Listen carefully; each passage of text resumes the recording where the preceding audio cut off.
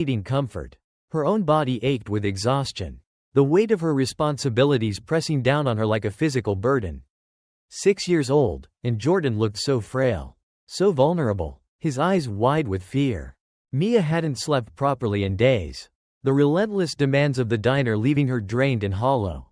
She worked double shifts, scrubbing greasy grills, balancing trays laden with steaming plates, and enduring the sometimes rude, often impatient customers. Every dollar counted, every tip was crucial to keeping a roof over their heads and food on the table. But lately, it felt like they were barely treading water, one paycheck away from complete disaster. Tonight was different, though. This wasn't just a sniffle or a cough. This was a raging fever that threatened to overwhelm her. The thermometer glared at her, the mercury rising to a terrifying 103 degrees. Jordan whimpered, clutching his stomach, his small body convulsing. She desperately needed medicine, but her wallet was heartbreakingly empty. A few crumpled bills, barely enough to cover a loaf of bread or a generic cough syrup, a temporary fix. But not a solution to this crisis. Her gaze drifted to the stack of bills on the kitchen counter, a looming monument to her financial struggles. The electricity bill was due tomorrow, and she was already behind on rent. If she didn't pay, they'd be plunged into darkness, adding another layer of fear to Jordan's illness. She remembered Mr. Henry, the elderly regular at the diner, with his kind smile and gentle eyes. He'd always been supportive, offering words of encouragement and a quiet presence that somehow eased the loneliness that often plagued her. He'd once mentioned his past as an accountant, now retired and living on a fixed income. "You got a sharp mind, Mia," he'd said, his voice laced with genuine admiration. "Why aren't you using it? You could be so much more than a waitress. You have the potential for so much more." His words echoed in her mind, a painful reminder of dreams deferred, of a life she longed for but could never seem to reach. She picked up the faded photograph of her father, his eyes twinkling with pride and unwavering belief in her. "Never give up, Mia," he'd always said, his voice a comforting whisper in her memory. She looked back at Jordan, coughing weakly, his face flushed with fever, and vowed to keep fighting. For him, for his future, for the memory of her father's faith. A single tear traced a path down her cheek, a silent promise to overcome any obstacle, to protect her son, to never surrender. The power company could wait, she decided, her voice firm, her resolve renewed. Her son's health, his well-being, came first. She needed to find a way. The rain hammered against the windows of the diner, a relentless percussion that seemed to amplify the turmoil in Mia's heart. The old building groaned and shuddered under the force of the storm, mirroring the fragility of her own existence. She barely noticed the bell above the door chime, announcing a late arrival. She braced herself for another demanding customer, another face etched with weariness and impatience.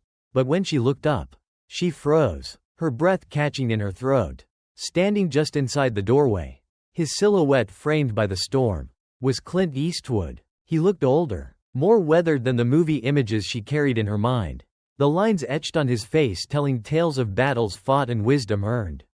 But there was no mistaking that face. Those piercing blue eyes that seemed to see straight through her. Those iconic features that had captivated audiences for decades. A wave of memories washed over her. Saturday nights with her dad, huddled on the worn-out couch, watching old westerns, captivated by Eastwood's stoic heroes, drawn to his quiet strength and unwavering moral code. It felt surreal, like a piece of her past had materialized in the present, a ghost from her childhood stepping into her reality. She glanced down at her stained apron, suddenly self-conscious, feeling woefully inadequate in the presence of such a legend. He scanned the room, his gaze lingering briefly on Mia, a flicker of recognition in his eyes, before settling on a booth tucked away in the back corner.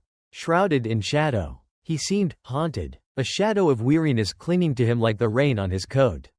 He moved with a quiet grace, a deliberate calm that belied the storm raging within him. He ordered a coffee, his voice low and gravelly, a familiar timbre that resonated deep within her. As she poured it, her hands trembling slightly, she couldn't help but wonder what a Hollywood icon was doing in a small diner like hers. Miles from the glitz and glamour of Los Angeles. Was he seeking solace from the pressures of fame? Was he searching for a connection to a simpler time? Was he hiding from something? She watched him take a sip. His eyes narrowed, as if he were searching for something more than just caffeine. Something deeper, something lost. A strange feeling settled over her. A sense of destiny. A premonition that this encounter was more than just a chance meeting. That this night was about to change her life in ways she couldn't possibly imagine. "Just a coffee and a burger," he'd said, his voice barely above a whisper. "Make it taste like it used to." The unusual request hung in the air, adding another layer of mystique to his already enigmatic presence. Mia tried to focus on the task at hand, grilling the patty, assembling the burger with practiced precision. But her mind was racing, replaying his words, searching for their hidden meaning. What did he mean by, "like it used to"? Was he talking about a specific burger? A memory tied to this place? Was he referring to a time long past? A bygone era of simpler pleasures? Or was it something more personal? A longing for a connection lost to time? The possibilities swirled in her head, each more perplexing than the last. As she carried the steaming plate to his booth, her heart pounding a frantic rhythm against her ribs, a surge of adrenaline coursed through her veins. The diner was nearly empty now, the storm outside having driven away most of the late-night travelers. Only a few die-hard truckers remained, their faces illuminated by the flickering neon lights, and a young couple huddled in a corner booth, lost in their own world. She approached Eastwood's booth cautiously, feeling a strange mix of anticipation and trepidation. As she served the burger, the burly man from the corner booth stumbled to his feet, his face flushed and eyes bloodshot, the unmistakable signs of intoxication. He lurched towards Mia, his movements unsteady, his intentions clearly lecherous. "Hey, doll," he slurred, his voice thick with alcohol. "Why don't you sit down for a while?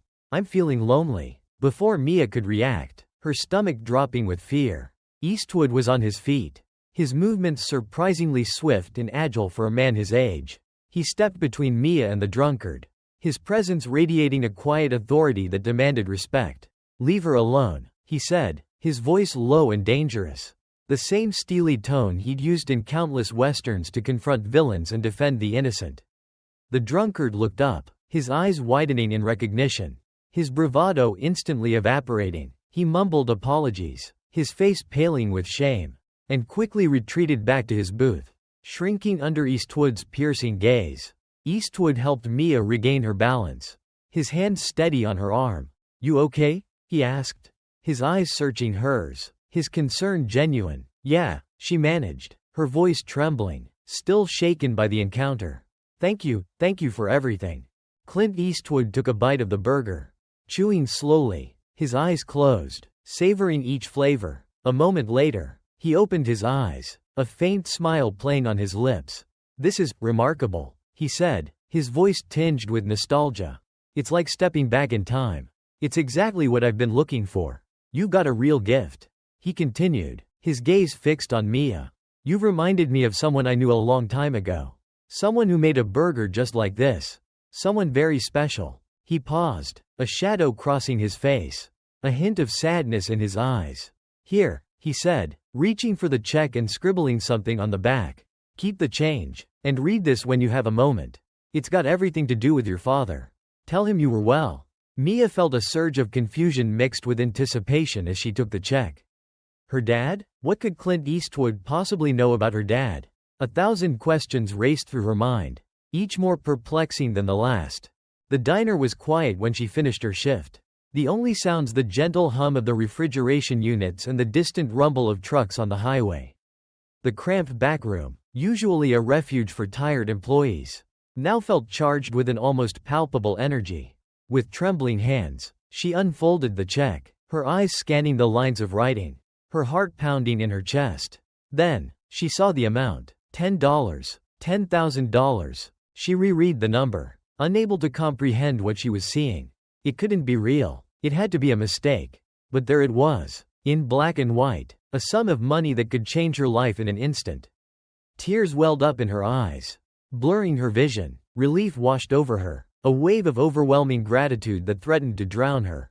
The rent, the medication for Jordan, the overdue car payment, everything seemed manageable. Everything seemed possible. The stack of bills on the counter wouldn't be threatening her anymore. A whirlwind of emotions surged through Mia. Relief warred with disbelief. Gratitude tangled with a gnawing sense of unworthiness. $10. It was more money than she'd ever seen in her life. While it could solve all her current problems, it brought a sense of responsibility she hadn't expected. Did she know anything about Clint Eastwood? Was she even worth that much money? Was she simply his act of charity for his conscience? She reread the message on the note. It's got everything to do with your father. Tell him you were well. What did that mean? Was this some elaborate act based on a past relationship between the two? More than anything, this was an issue she needed to get help with. Someone more grounded. She picked up the phone and dialed. Girl, you aren't going to believe this.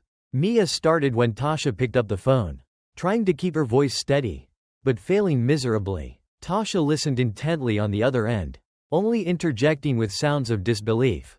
As she was mid-sentence, the bell above the door jingled violently. Mia turned, her heart sinking as Mark stormed into the diner. I need to talk to Jordan.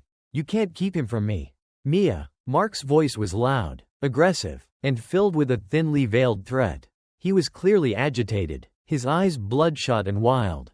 Mia's stomach churned with a mixture of fear and anger. She knew Mark was trouble. Always had been, but lately, he seemed to be spiraling out of control, his desperation growing more and more dangerous. As they argued, the phone slipped from Mia's grasp, clattering to the floor. Tasha's concerned voice echoed from the receiver as the line went dead. Mark advanced on Mia, his face contorted with rage. You think you're too good for me now? Huh? Got some fancy Hollywood sugar daddy paying your bills? As Mark stepped forward, Mia braced herself. She didn't want to start a scene, but she wouldn't let him intimidate her either. She had to protect herself. And more importantly, protect Jordan. The sudden intrusion of Tasha broke the tension. Having heard enough through the phone, she rushed to the diner, her face grim. Leave her alone, Mark, Tasha said, her voice firm and unwavering. She stepped between Mia and Mark, her small frame radiating unexpected strength. This doesn't concern you, Tasha, Mark snarled, his eyes narrowing. Stay out of it. But Tasha stood her ground, her gaze unwavering. It concerns me when you harass my friend, she retorted. Now get out of here before I call the cops. Mark hesitated, his gaze darting between Tasha and Mia, a flicker of uncertainty in his eyes. He knew Tasha wasn't afraid to stand up to him. With a final sneer, he turned and stalked out of the diner, leaving Mia trembling in his wake. Tasha rushed to her side, her arms wrapping around her in a comforting embrace. Are you okay? She asked, her voice laced with concern. I'm okay, Mia whispered, her voice barely audible. But I'm scared, Tasha. He's getting worse. I don't know what he's capable of. Tasha guided Mia to a booth, her expression grim. We need to do something. Mia, she said, her voice serious. We can't let him keep terrorizing you like this. First thing is, get a restraining order. And second, is we need to figure out what this Eastwood situation is about. I don't like how many coincidences are starting to pile up. I agree, and now with this money it's more of a target on me. Maybe that money isn't a good thing for me, Mia said, a sense of defeat in her voice. The next morning, fortified by Tasha's unwavering support, Mia set out to seek legal advice. Tasha was right. She needed to put safeguards in place, both to protect herself from Mark and to ensure she used Eastwood's gift responsibly. The lawyer's office felt intimidating, a stark contrast to the warm, familiar atmosphere of the diner. Mr. Davies, a stern-faced man with a sharp gaze, listened intently as Mia recounted her story. His expression unchanging, he took notes diligently, occasionally asking clarifying questions, his demeanor professional and detached. When she finished, he leaned back in his chair, his eyes assessing her. This is a complex situation, Ms. Rodriguez, he said, his voice measured. We can certainly pursue a restraining order against Mr. Peterson. However, proving harassment can be challenging. We will need evidence, documented incidents, witness testimonies, anything to demonstrate a pattern of threatening behavior. He then turned to the matter of Eastwood's gift. As for the $10, I advise caution. While it appears to be a generous act, it's crucial to understand the legal implications. We need to determine the source of the funds and ensure there are no strings attached. A gift of that size could be subject to gift tax, and we need to be certain it won't create any future problems for you. He advised a formal letter be sent to Eastwood via his agent, seeking clarification. As Mia sat at the bus stop, she began to cry. What had she done to deserve this, and why was it suddenly a big task to get this gift and to even follow her dreams? As tears streamed down her face, Mia sat down on the bus and remembered what her father always said. When the going gets tough, the tough get going. As Mia began attending her accounting classes, a subtle sense of unease settled over her. She couldn't shake the feeling that she was being watched, that eyes were following her every move. At first, she dismissed it as paranoia, a side effect of the stress she'd been under lately. But the feeling persisted, growing stronger with each passing day. She noticed a woman in her accounting class looking at her up and down one day. Wow, it must be nice to get that much money for doing literally nothing. When you got enough to spread to everyone in this class, do you think you are better than everyone? The class went silent as Mia started to tear up. It was true. She was nothing like the students in this class and would always be poor compared to them. She was also starting to fall behind as well due to the new drama in her life. One evening, as she left class, a dark figure stepped out of the shadows and approached her. Her heart pounded in her chest, fear gripping her. She recognized him immediately. It was one of Mark's friends, a hulking man with a menacing glare. Mark wants his money. Bitch, he said Eastwood gave it to both of you, right? So give it to him. It wouldn't be smart if you didn't. The man gets closer and grabs her. As the man grabbed Mia, a rush of pure adrenaline coursed through her veins. This wasn't just about the money anymore, it was about protecting herself. Protecting Jordan, protecting her future. She would not let anyone steal her dreams. I don't have to do anything. You and Mark will never get a dime from me. Mia began to scream and yell and was saved by a professor who had heard everything. The student, scared, ran off, but Mia knew that there was going to be bigger problems in her life going forward. Her professor walked her home that night and assured her they would get this sorted and the student would be punished. That night Jordan asked his mother why she had been crying. As Mia began to tell her son, she began to cry again. She told him that she was going to do everything to protect him and make him safe. I'm going to fight for us, Jordan, I promise, she whispered, her voice thick with emotion. I won't let anyone take our dreams away. I will find a way to protect both of us. Despite the threats and the fear, Mia couldn't bring herself to abandon her efforts to help others. She'd started on this path because it felt right, because she wanted to make a difference, no matter how small, but the stress was taking its toll. She continued to surreptitiously deliver groceries to families in need, slipping envelopes of cash to struggling single mothers, and offering rides to those without transportation. But she couldn't shake the feeling that she was being watched, that her every move was being scrutinized.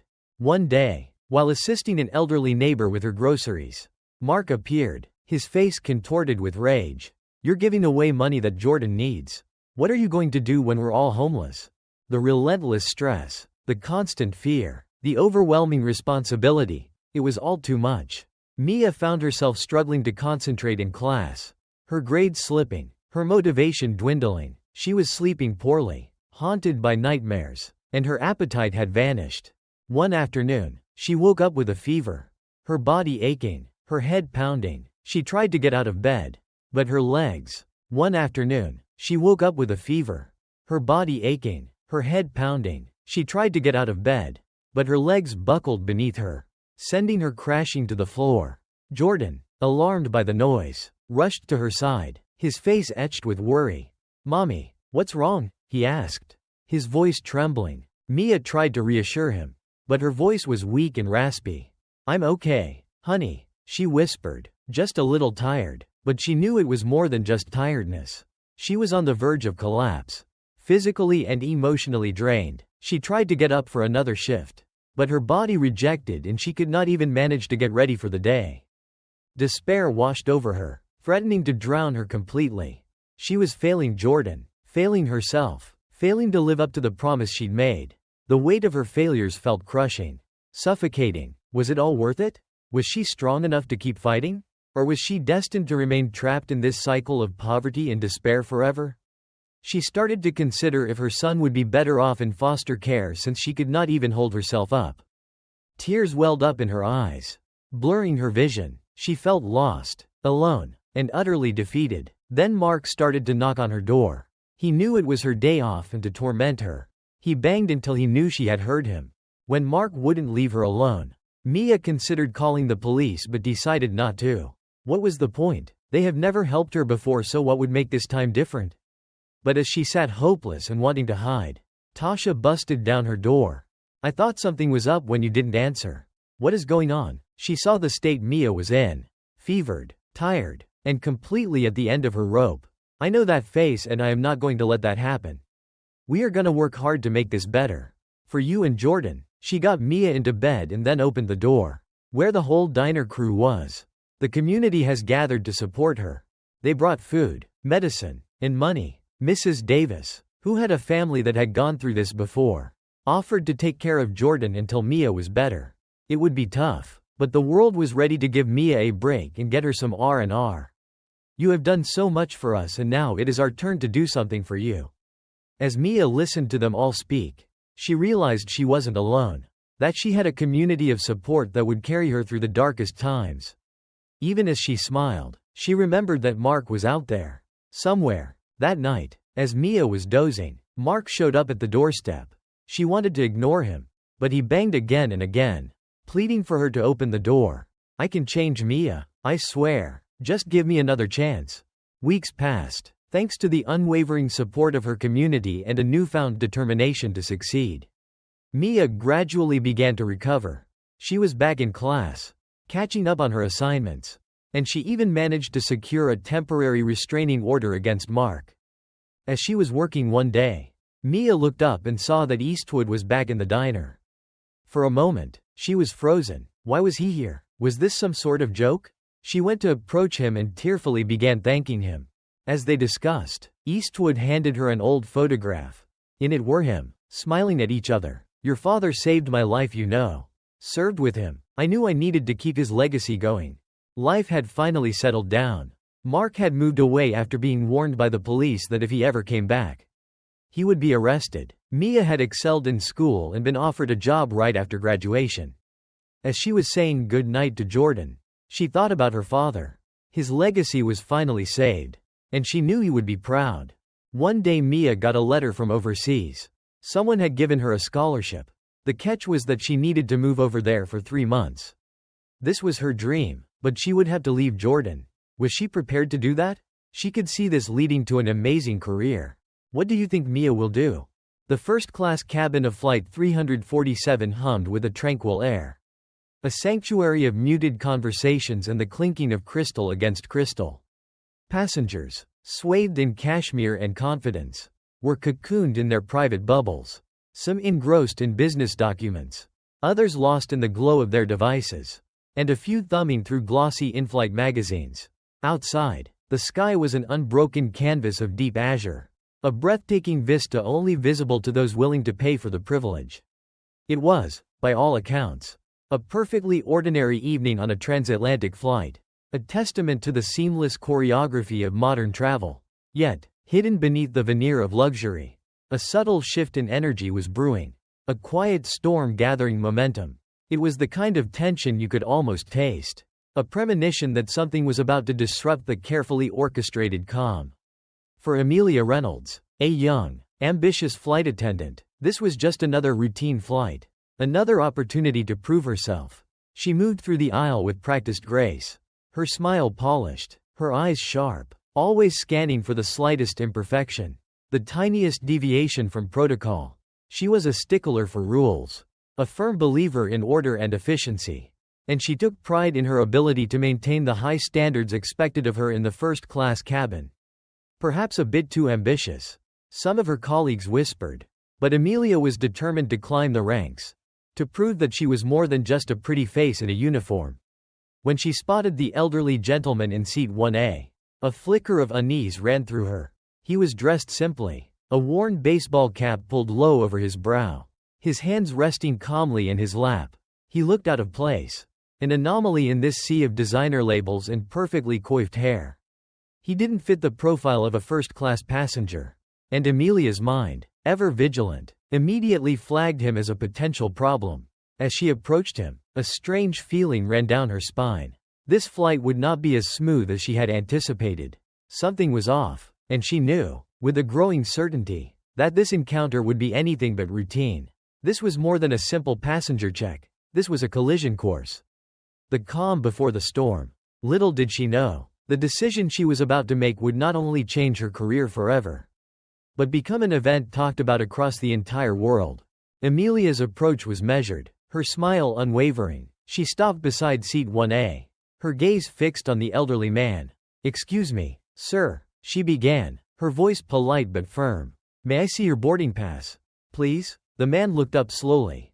His eyes, though aged, holding a sharp intelligence. He didn't seem startled or flustered, just patient, as if he had been expecting this. He reached into his pocket with a deliberate movement, retrieved his boarding pass, and held it out to Amelia.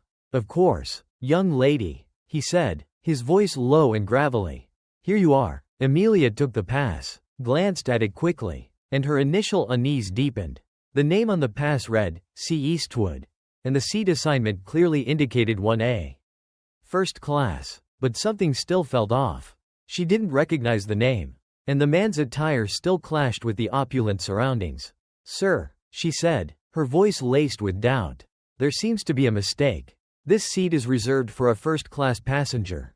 Are you sure this is your ticket?" Eastwood's expression remained unchanged, a mask of quiet observation. "Quite sure," he replied, his eyes meeting hers with a steady gaze. "I believe you should check again." Amelia's doubts grew. "There is clearly an error. It seems like there's a discrepancy with the booking. You appear to be in the wrong seat," Amelia stated, her tone increasing in confidence and condescension. "There's nothing to check, sir. Respectfully, I must ask you to move to the economy section." Eastwood's lips barely moved, his eyes flashing with an indiscernible emotion. "I think it's you who needs to check. Perhaps you are judging a book by its cover?" The cabin air thickened with tension.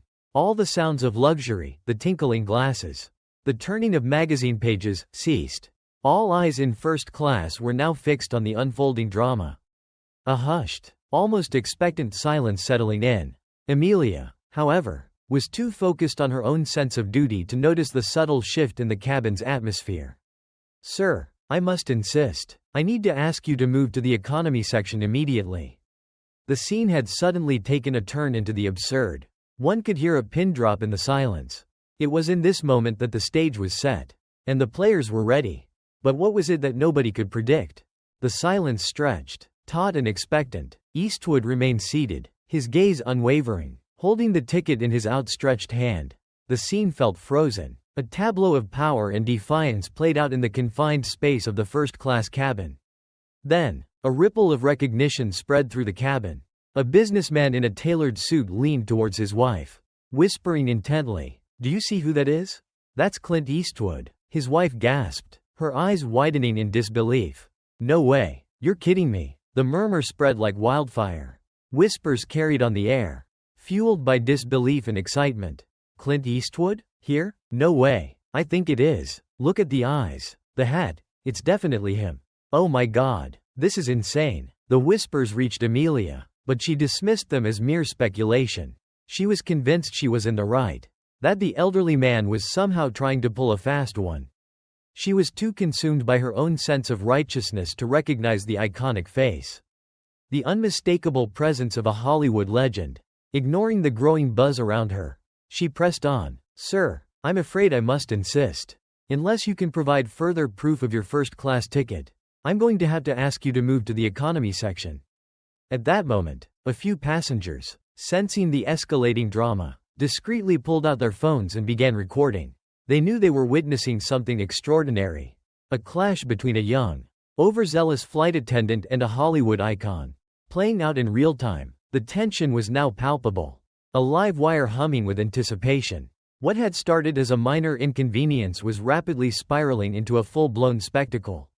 A social media storm waiting to erupt. Seeing that the situation was rapidly escalating, and Amelia wasn't backing down, a more experienced flight attendant discreetly signaled to the flight supervisor. Ms. Davies, a woman known for her calm demeanor and her ability to diffuse even the most volatile situations. Ms. Davies approached the scene with a measured gait, her expression neutral, her years of experience etched into the lines around her eyes. "Good evening, everyone," she said, her voice calm and authoritative. "I understand there's a slight issue here. Perhaps I can assist." Amelia, relieved at the arrival of backup, quickly explained the situation, emphasizing the passenger's lack of proper documentation and his refusal to move. "Ma'am," Amelia said, her voice tinged with frustration. "This gentleman claims to have a first-class ticket. But I suspect there's been a mistake. He's not dressed appropriately. And he's refusing to cooperate." Ms. Davies turned her attention to Eastwood, her gaze respectful. "Sir," she said gently, "would you mind showing me your ticket? Please? Just to ensure everything is in order." Eastwood, with the same quiet patience, handed over his boarding pass. Ms. Davies examined it carefully, her eyes scanning the details. She then pulled out her tablet, accessed the passenger manifest, and compared the information. Her expression remained impassive, but a slight flicker of surprise crossed her face. "I see," she said, her voice carefully controlled. "According to our records, Mr. Eastwood is indeed assigned to seat 1A. First class." Amelia stared at her supervisor, her face flushed with disbelief. But that can't be right." Ms. Davies turned to Amelia, her eyes conveying a silent warning. "Amelia," she said, her voice low and firm, "Mr. Eastwood is in his correct seat. There seems to have been a misunderstanding." The tension in the cabin eased slightly, a collective sigh of relief rippling through the passengers. But Amelia, fueled by a mixture of embarrassment and stubbornness, refused to back down. She felt cornered, her authority challenged, and she was determined to regain control, even if it meant defying her supervisor. "But ma'am," she insisted, her voice rising in pitch, "I still believe there's something not right about this. He's causing a disturbance, and I don't feel comfortable with him in the first-class cabin." The word disturbance hung in the air, a loaded term that instantly escalated the situation. It was a term often associated with unruly passengers, security threats, and potential emergencies. For Amelia to use it in reference to Eastwood, a man who had been nothing but calm and composed, was a clear overstep, a blatant attempt to justify her own prejudice. A collective gasp went through the cabin. The passengers, who had initially been amused by the unfolding drama, now looked on with a mixture of disbelief and outrage. A woman in a navy blue pantsuit, sitting across the aisle, shook her head in disgust.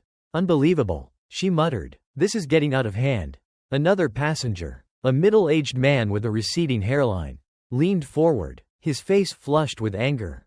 "Ma'am," he said, addressing Amelia, "you're the one causing a disturbance.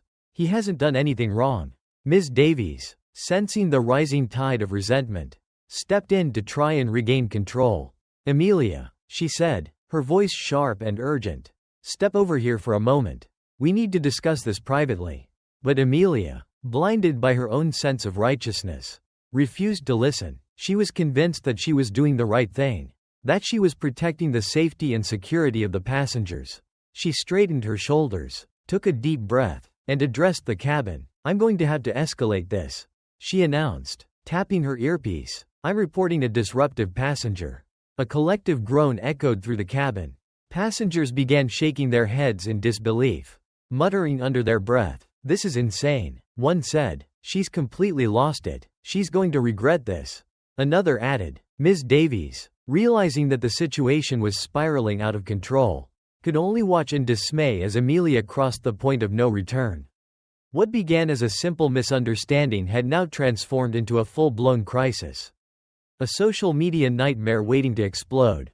It was at that moment that the pilot, hearing of the escalating conflict, decided to intervene. As the wheels of Flight 347 touched down with a jarring thump, signaling the end of the transatlantic journey, the drama unfolding within its first-class cabin was far from over.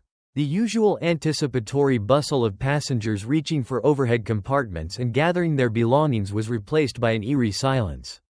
A collective holding of breath as everyone waited to see what would happen next. Reynolds, fueled by her convictions, watched the jet bridges getting connected from the window. With the passengers held hostage by her recklessness, she knew the only way to make it out now was to stick to her ground. Exiting the aircraft, Reynolds noticed the airport security at the gate, looking around, their eyes intense. Reynolds was sure Eastwood would try to use his clout to make this incident worse for her. The passenger near Reynolds leaned into her. "It is all over the news now." A chill ran down Reynolds' back as she heard the news. She had thought the matter was contained and that Eastwood would never take things further. Eastwood knew what he was doing as they had reached the end of the flight. Reynolds felt that what has been done cannot be undone. It was the realization that made her feel the gravity of her actions. As they deplaned, Reynolds saw the flashing light of cameras. As they were making their way through the airport terminal, it felt as if the reporters and cameras were following them at every turn. Every angle, every expression, was captured and analyzed. Reynolds noticed that the cameras never followed Eastwood or the people in first class, instead they were fixated on her. As the crowd passed through the terminal, Reynolds noticed some of the camera people snickering as she walked by. She wondered if it was her actions that deserved this sort of treatment or if it was the fault of Eastwood and the other first-class passengers. Back in her small apartment, Amelia Reynolds was facing a storm. But this time, it wasn't of her own making. The glare of her laptop screen illuminated the chaotic mess of headlines and social media posts that had consumed her life. Flight attendant versus Eastwood. Who's in the right? Airline employee humiliates Hollywood icon. The comments were brutal, tearing her apart piece by piece, dissecting her motives and questioning her character. She's just jealous because she'll never be rich or famous. Hope she gets fired. She doesn't deserve that uniform. What a disgrace to the airline industry. The weight of the internet's judgment pressed down on her, suffocating her. Every notification, every tweet, every message was a fresh stab wound, a constant reminder of her monumental mistake. Amelia closed her laptop, but the darkness offered no escape. The images, the words, the voices still swirled in her head, a cacophony of condemnation. She tried to reason with herself, to justify her actions, but the logic felt hollow, drowned out by the deafening roar of public opinion. I was just doing my job, she whispered, her voice trembling. I was trying to protect the passengers. But the justification rang false even to her own ears.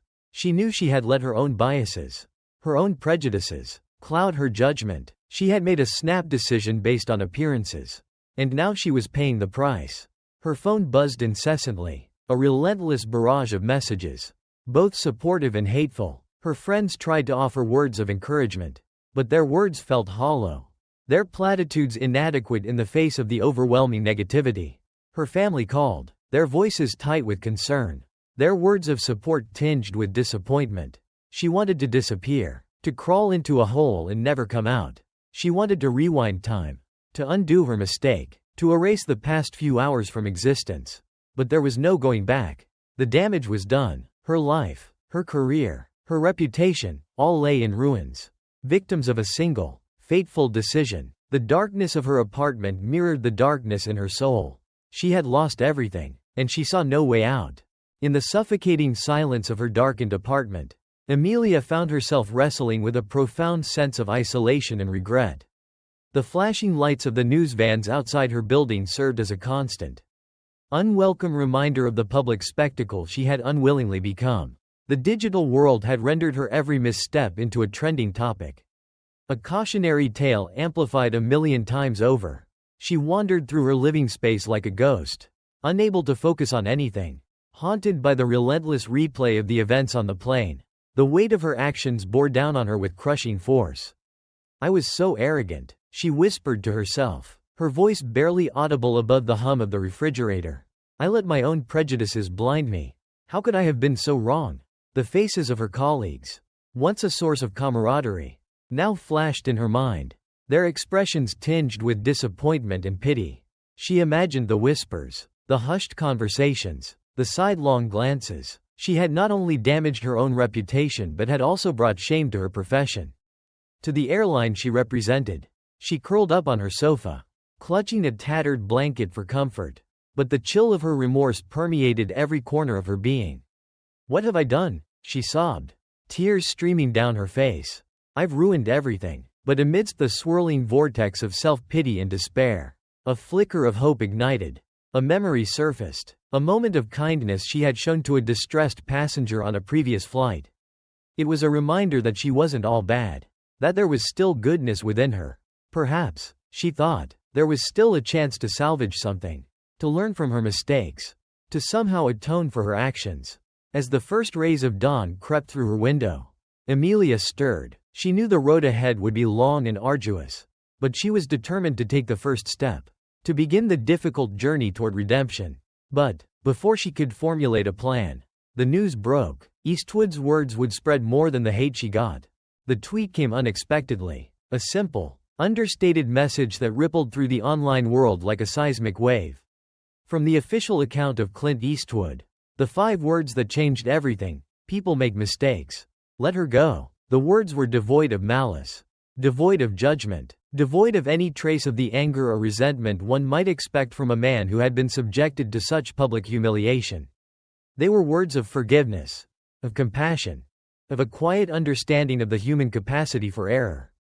The impact was immediate and profound.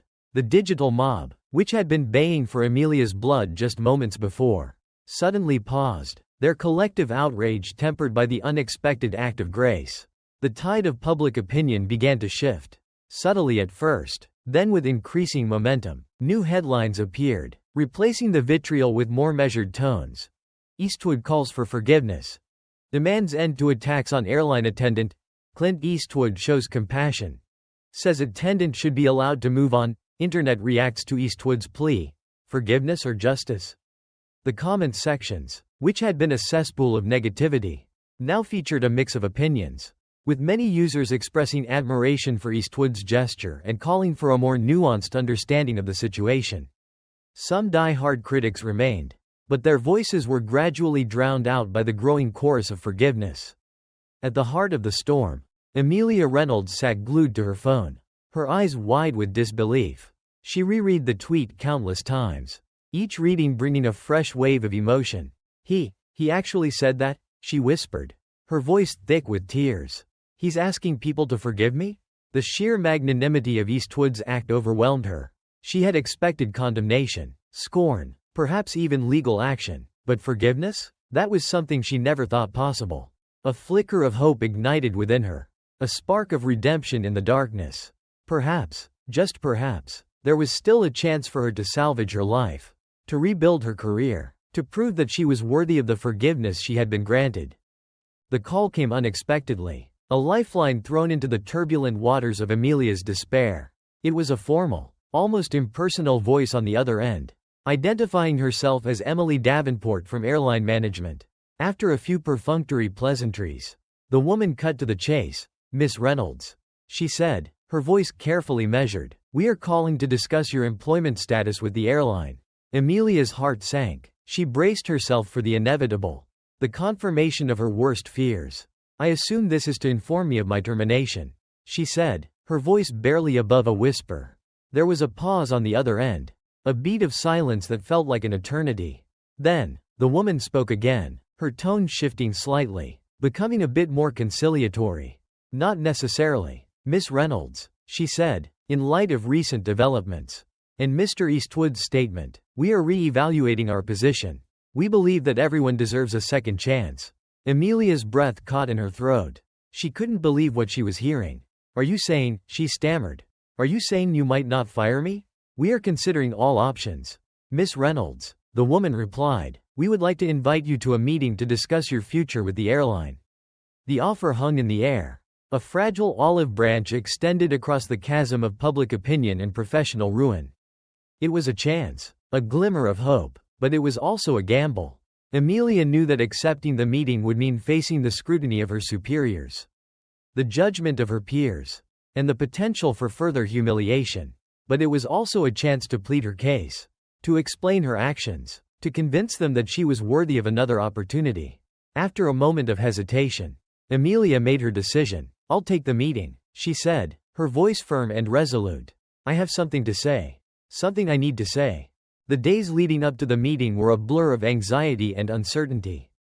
Amelia found herself caught in a whirlwind of conflicting emotions, torn between hope and fear, optimism and dread. She spent hours rehearsing what she would say, crafting the perfect apology, trying to explain her actions without excusing them. She researched the airline's policies, reviewed her training manuals, and consulted with friends and former colleagues, seeking advice and support, but nothing seemed to ease her anxiety. She knew that her future rested on this meeting, that a single wrong word could seal her fate. The public's opinion, while shifting in her favor, remained divided. Some hailed her as a victim of circumstance, a scapegoat for a larger societal problem.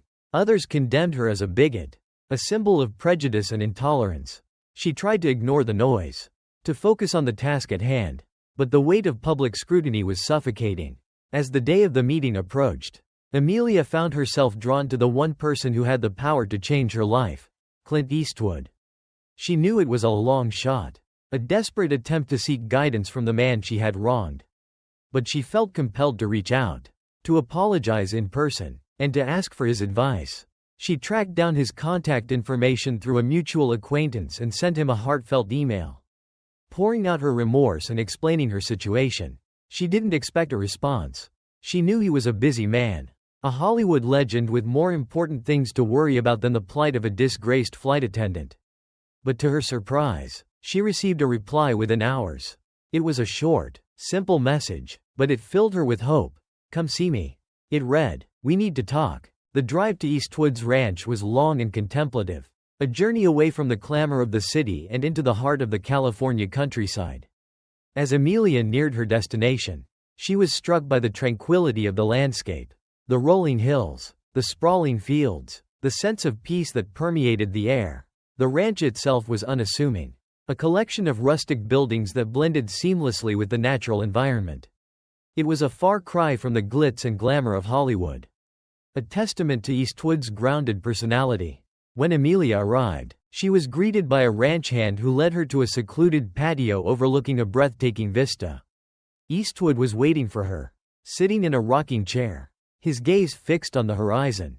He stood as she approached, his eyes, though aged, still possessing that piercing intensity that had captivated audiences for decades.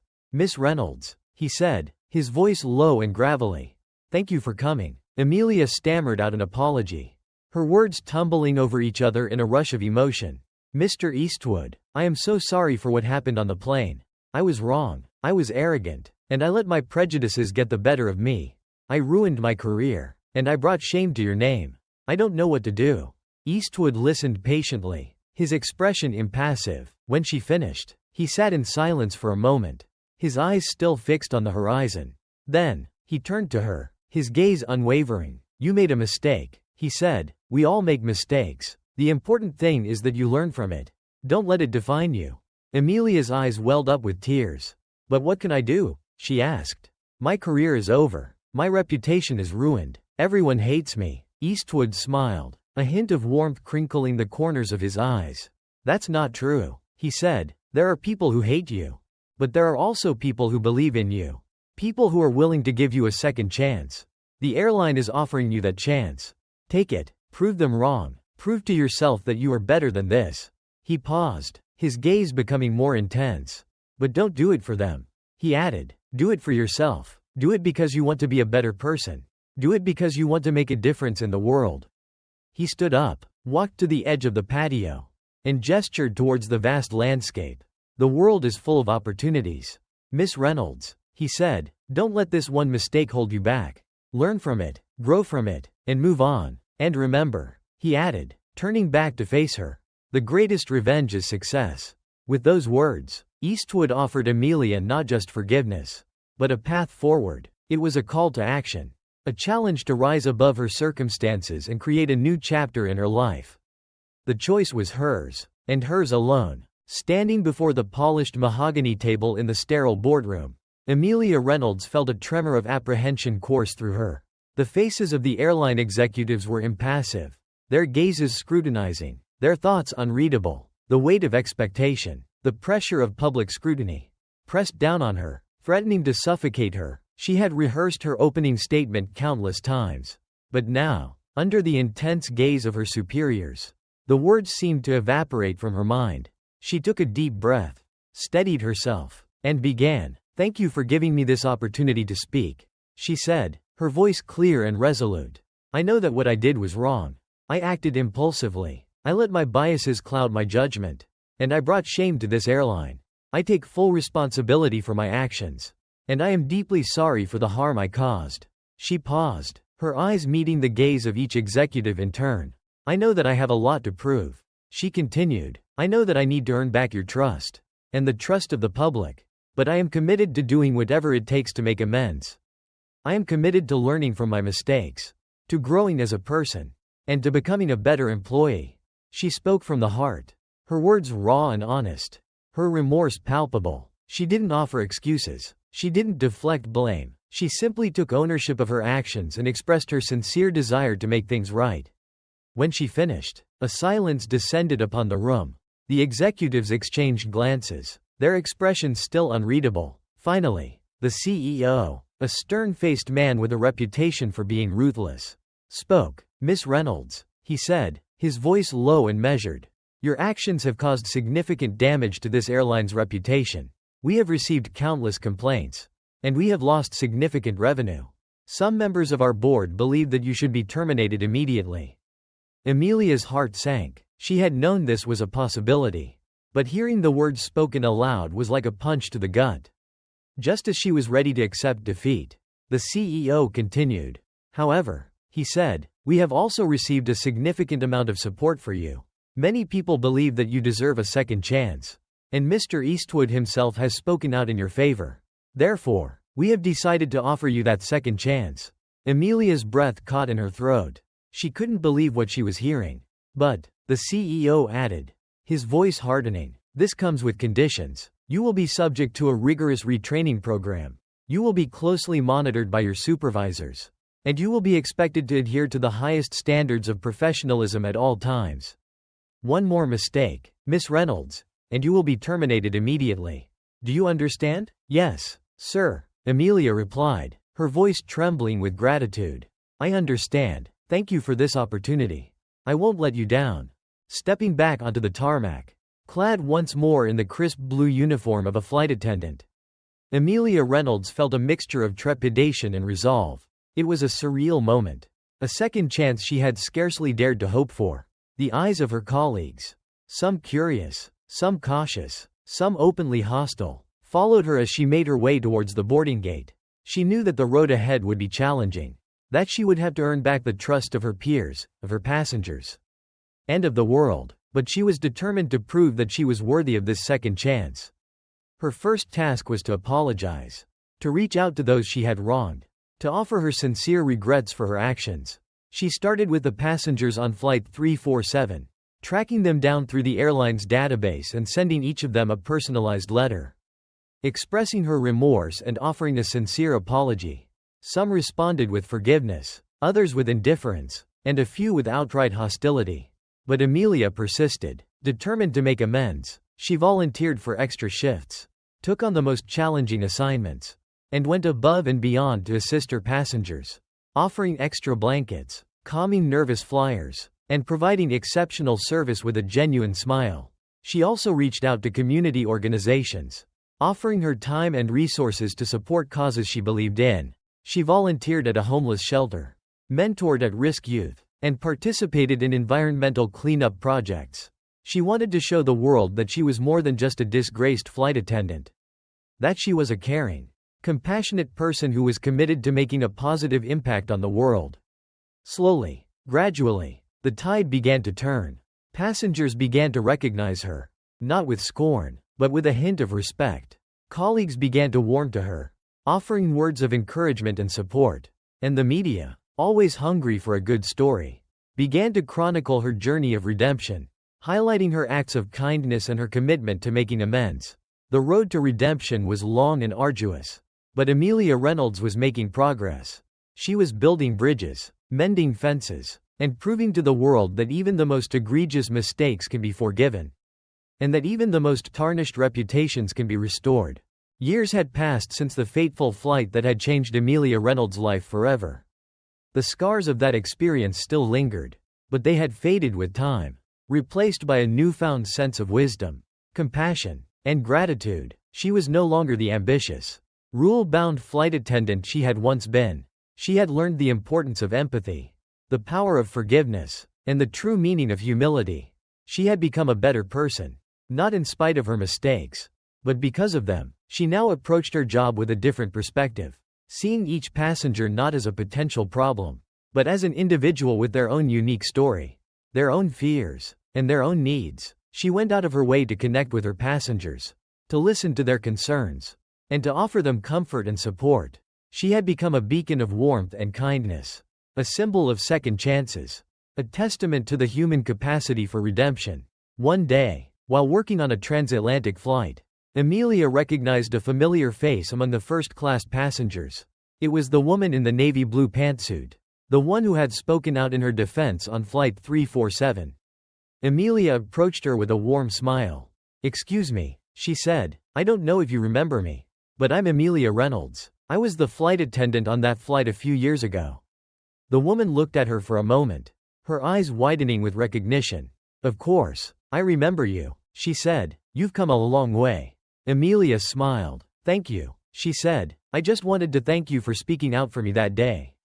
It meant a lot to me." The woman smiled back. "You deserved it," she said. "You made a mistake, but you've more than made up for it. I admire your courage, your resilience, and your commitment to making a difference." As Amelia walked away, she felt a sense of closure, a sense of peace that she had never felt before. She had come full circle. From disgrace to redemption, from shame to pride, she had proven to herself, and to the world, that she was capable of change, capable of growth, and capable of greatness. And as the plane soared through the azure skies, carrying its precious cargo of passengers towards a brighter future, Amelia Reynolds knew that she was finally flying on a new flight plan. A flight plan guided by compassion, empathy, and a deep understanding of the human heart. And so, though her past would forever be a part of her, she looked forward to a horizon bright with promise, secure in the knowledge that she had learned from her mistakes and was ready to greet each new day with a spirit of humility, kindness, and unwavering hope. The boardroom was a fortress of glass and steel, mirroring Barron's own tightly controlled exterior. He sat at the head of the table, the very picture of a successful entrepreneur. Investors, eager to partake in his latest venture, a revolutionary AI startup, hung on his every word. But Barron's mind was elsewhere, a flicker of unease tugging at his composure. He glanced at his phone, trying to ignore the incessant vibrations. It was a critical moment, the culmination of years of hard work. Yet, the persistent buzz felt like a warning. Finally, he succumbed. The message flashed across the screen. "She's in danger. You can't abandon her." The words, stark and anonymous, hit him with unexpected force. He hadn't thought of her in years. Not consciously. Mrs. Henderson. The name echoed in the corridors of his memory, a mix of gratitude and unresolved guilt. She had been his mentor, his guide, the only person who had ever truly believed in him. He owed her everything, and he knew it. The room swam back into focus, the murmur of investment possibilities fading.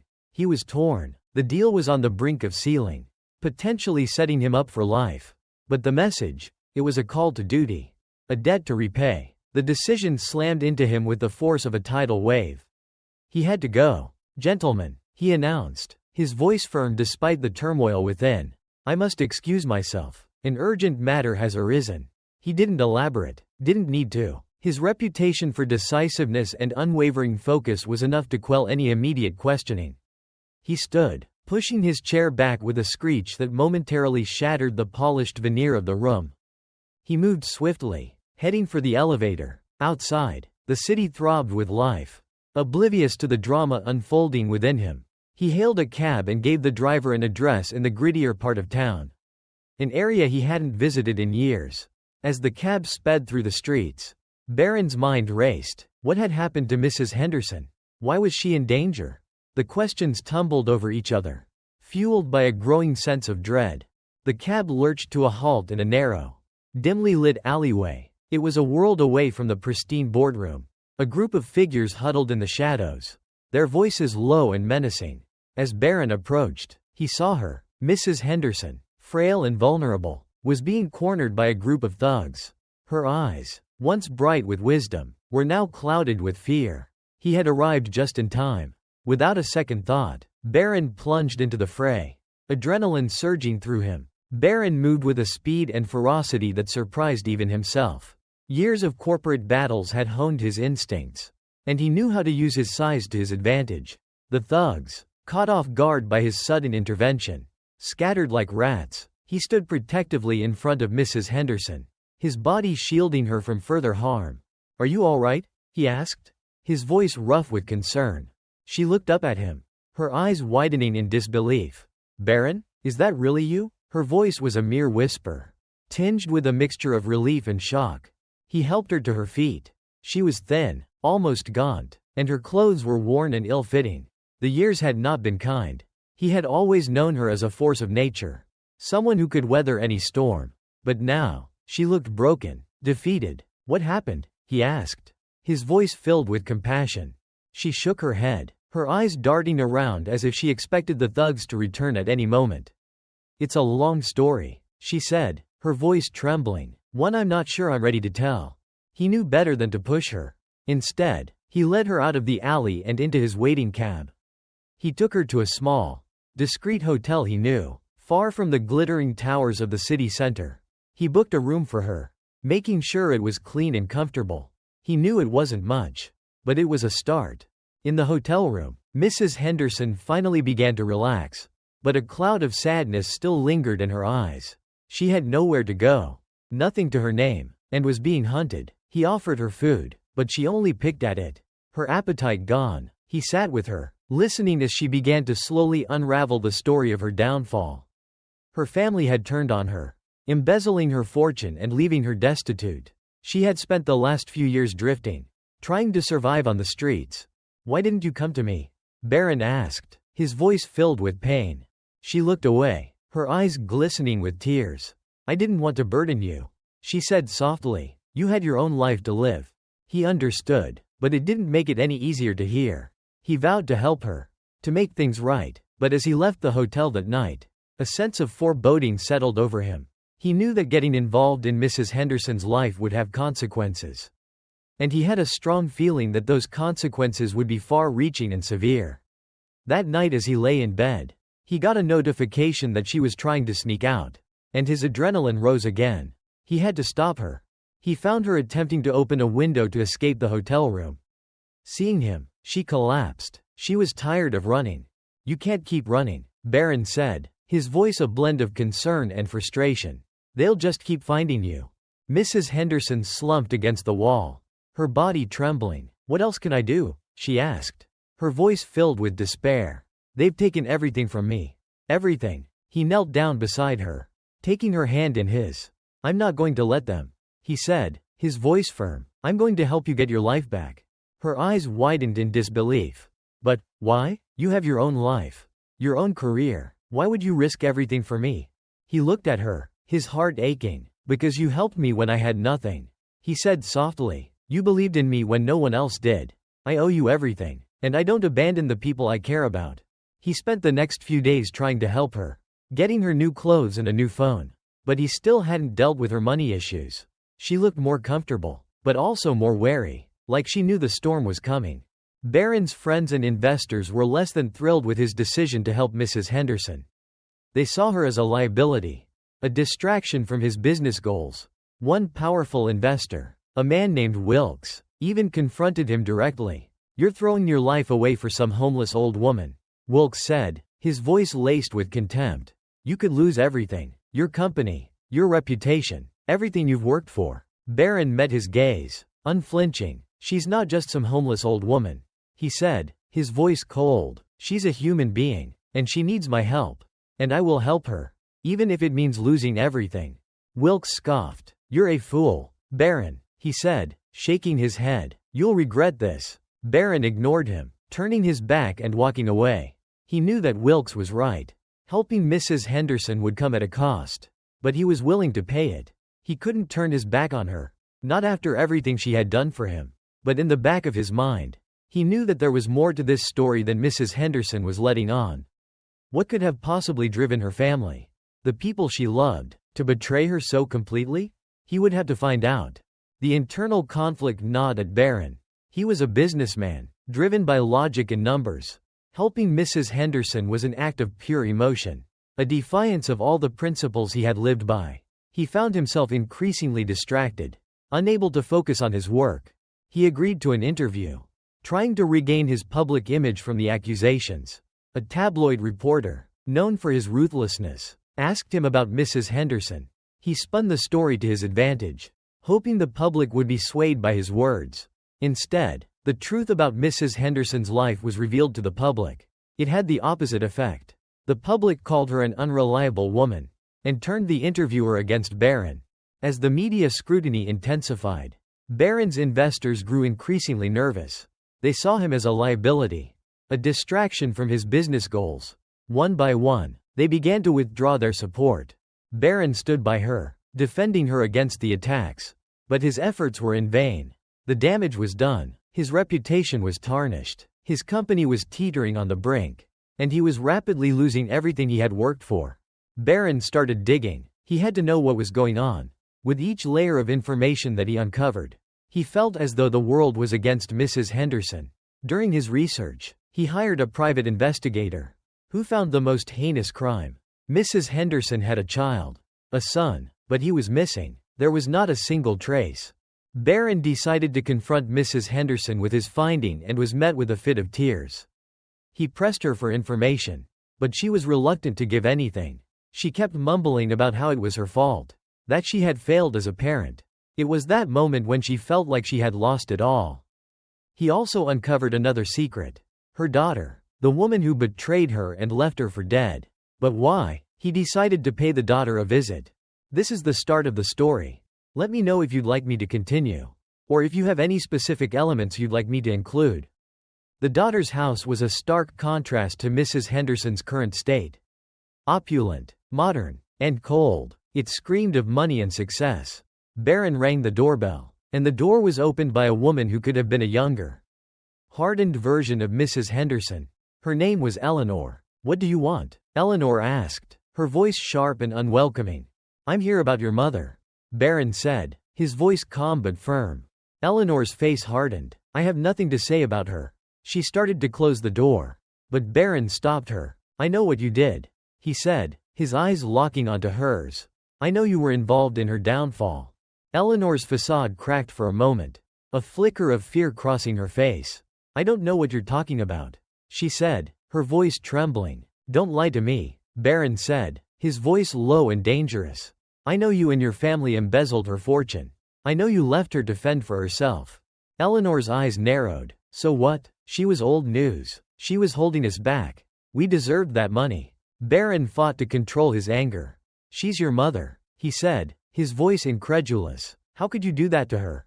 Eleanor shrugged. "Family is overrated. Money is what matters." Barron turned to leave, disgusted. Before he reached the gates, Eleanor called out to him. She had a proposition. If he agreed to sell his company over to them, she would tell him about the location of her brother. In exchange, he would forget about what happened to their mother. He refused, and left, making Eleanor even more infuriated. Meanwhile, Mr. Wilkes approached Barron with an offer of his own. If Barron was to sign a contract with him and cut contact with Mrs. Henderson, he would allow his investors to return. If not, he would be ruined. He declined the offer, resulting in him losing a $1 million contract. Barron's refusal to cave to Wilkes and Eleanor only intensified the pressure on him. The media, fueled by Wilkes's influence, launched a full-scale assault on his character, painting him as a naive fool, a bleeding heart who was throwing away his future for a lost cause. Just when he thought things couldn't get any worse, a new player entered the game, a dogged investigative reporter named Kenner. He had made a name for himself by exposing corruption and scandal, and he saw Mrs. Henderson as his next target. Kenner approached Barron with a proposition: help him uncover the truth about Mrs. Henderson, and he'd give Barron a chance to defend her. But Barron sensed a trap. He knew Kenner was only interested in sensationalism, and he was afraid of what the reporter might unearth. Kenner found something regardless. He discovered a dark secret. Mrs. Henderson had been suspected of stealing money from a charity organization years ago. The allegations had never been proven, but the stain remained. Kenner threatened to expose this information, painting Mrs. Henderson as a fraud and a thief. Barron was faced with a terrible choice: help Kenner uncover the truth, risking further damage to Mrs. Henderson's reputation, or remain silent and let her face the accusations alone. He knew he had to protect her, but he also knew that the truth, whatever it might be, had a way of coming out eventually. The charity scandal erupted in the media, turning public opinion even further against Mrs. Henderson. She was summoned to court to answer questions about the allegations. Barron desperately tried to find evidence to clear her name, but everything seemed to be working against them. The documents were gone, witnesses were unavailable, and the trail had gone cold. The pressure was too much for Mrs. Henderson. She was already emotionally and physically fragile, and the weight of the accusations threatened to break her. She told Barron to give up, that she was tired of fighting. She wanted to go home. It seemed she was ready to give up on life. Barron refused to let her. He reminded her of the lessons she had taught him as a child. The lessons about perseverance, integrity, and the importance of standing up for what is right. He quoted all her favorite lines, reminding her of the words he had been taught to live by. He told her that he believed in her, and he begged her to believe in herself. "You taught me never to give up," he said, his voice filled with emotion. "And I'm not giving up on you." His words seemed to reach her, and she agreed to keep fighting. But Barron knew that time was running out. He had to find something, anything, to clear her name before it was too late. As Barron continued his investigation, he stumbled upon a shocking revelation. Eleanor, Mrs. Henderson's daughter, was the one who had orchestrated the entire campaign against her. She had planted the seeds of doubt about the charity, leaked the information to Kenner, and manipulated the media to turn public opinion against her mother. She was the reason for her downfall. He went back to her house, the cold and pristine place, and confronted Eleanor. The fight began. She tried to justify her actions, claiming that her mother had always favored her brother, always seen her as second best. She resented Mrs. Henderson, and she wanted to make her pay. "I did what I had to do," Eleanor said, her voice cold and unapologetic. "She deserved it." Mrs. Henderson, who had accompanied Barron, finally spoke. Her voice was barely a whisper, but it was filled with pain. "How could you do this to me?" she asked, her eyes filled with tears.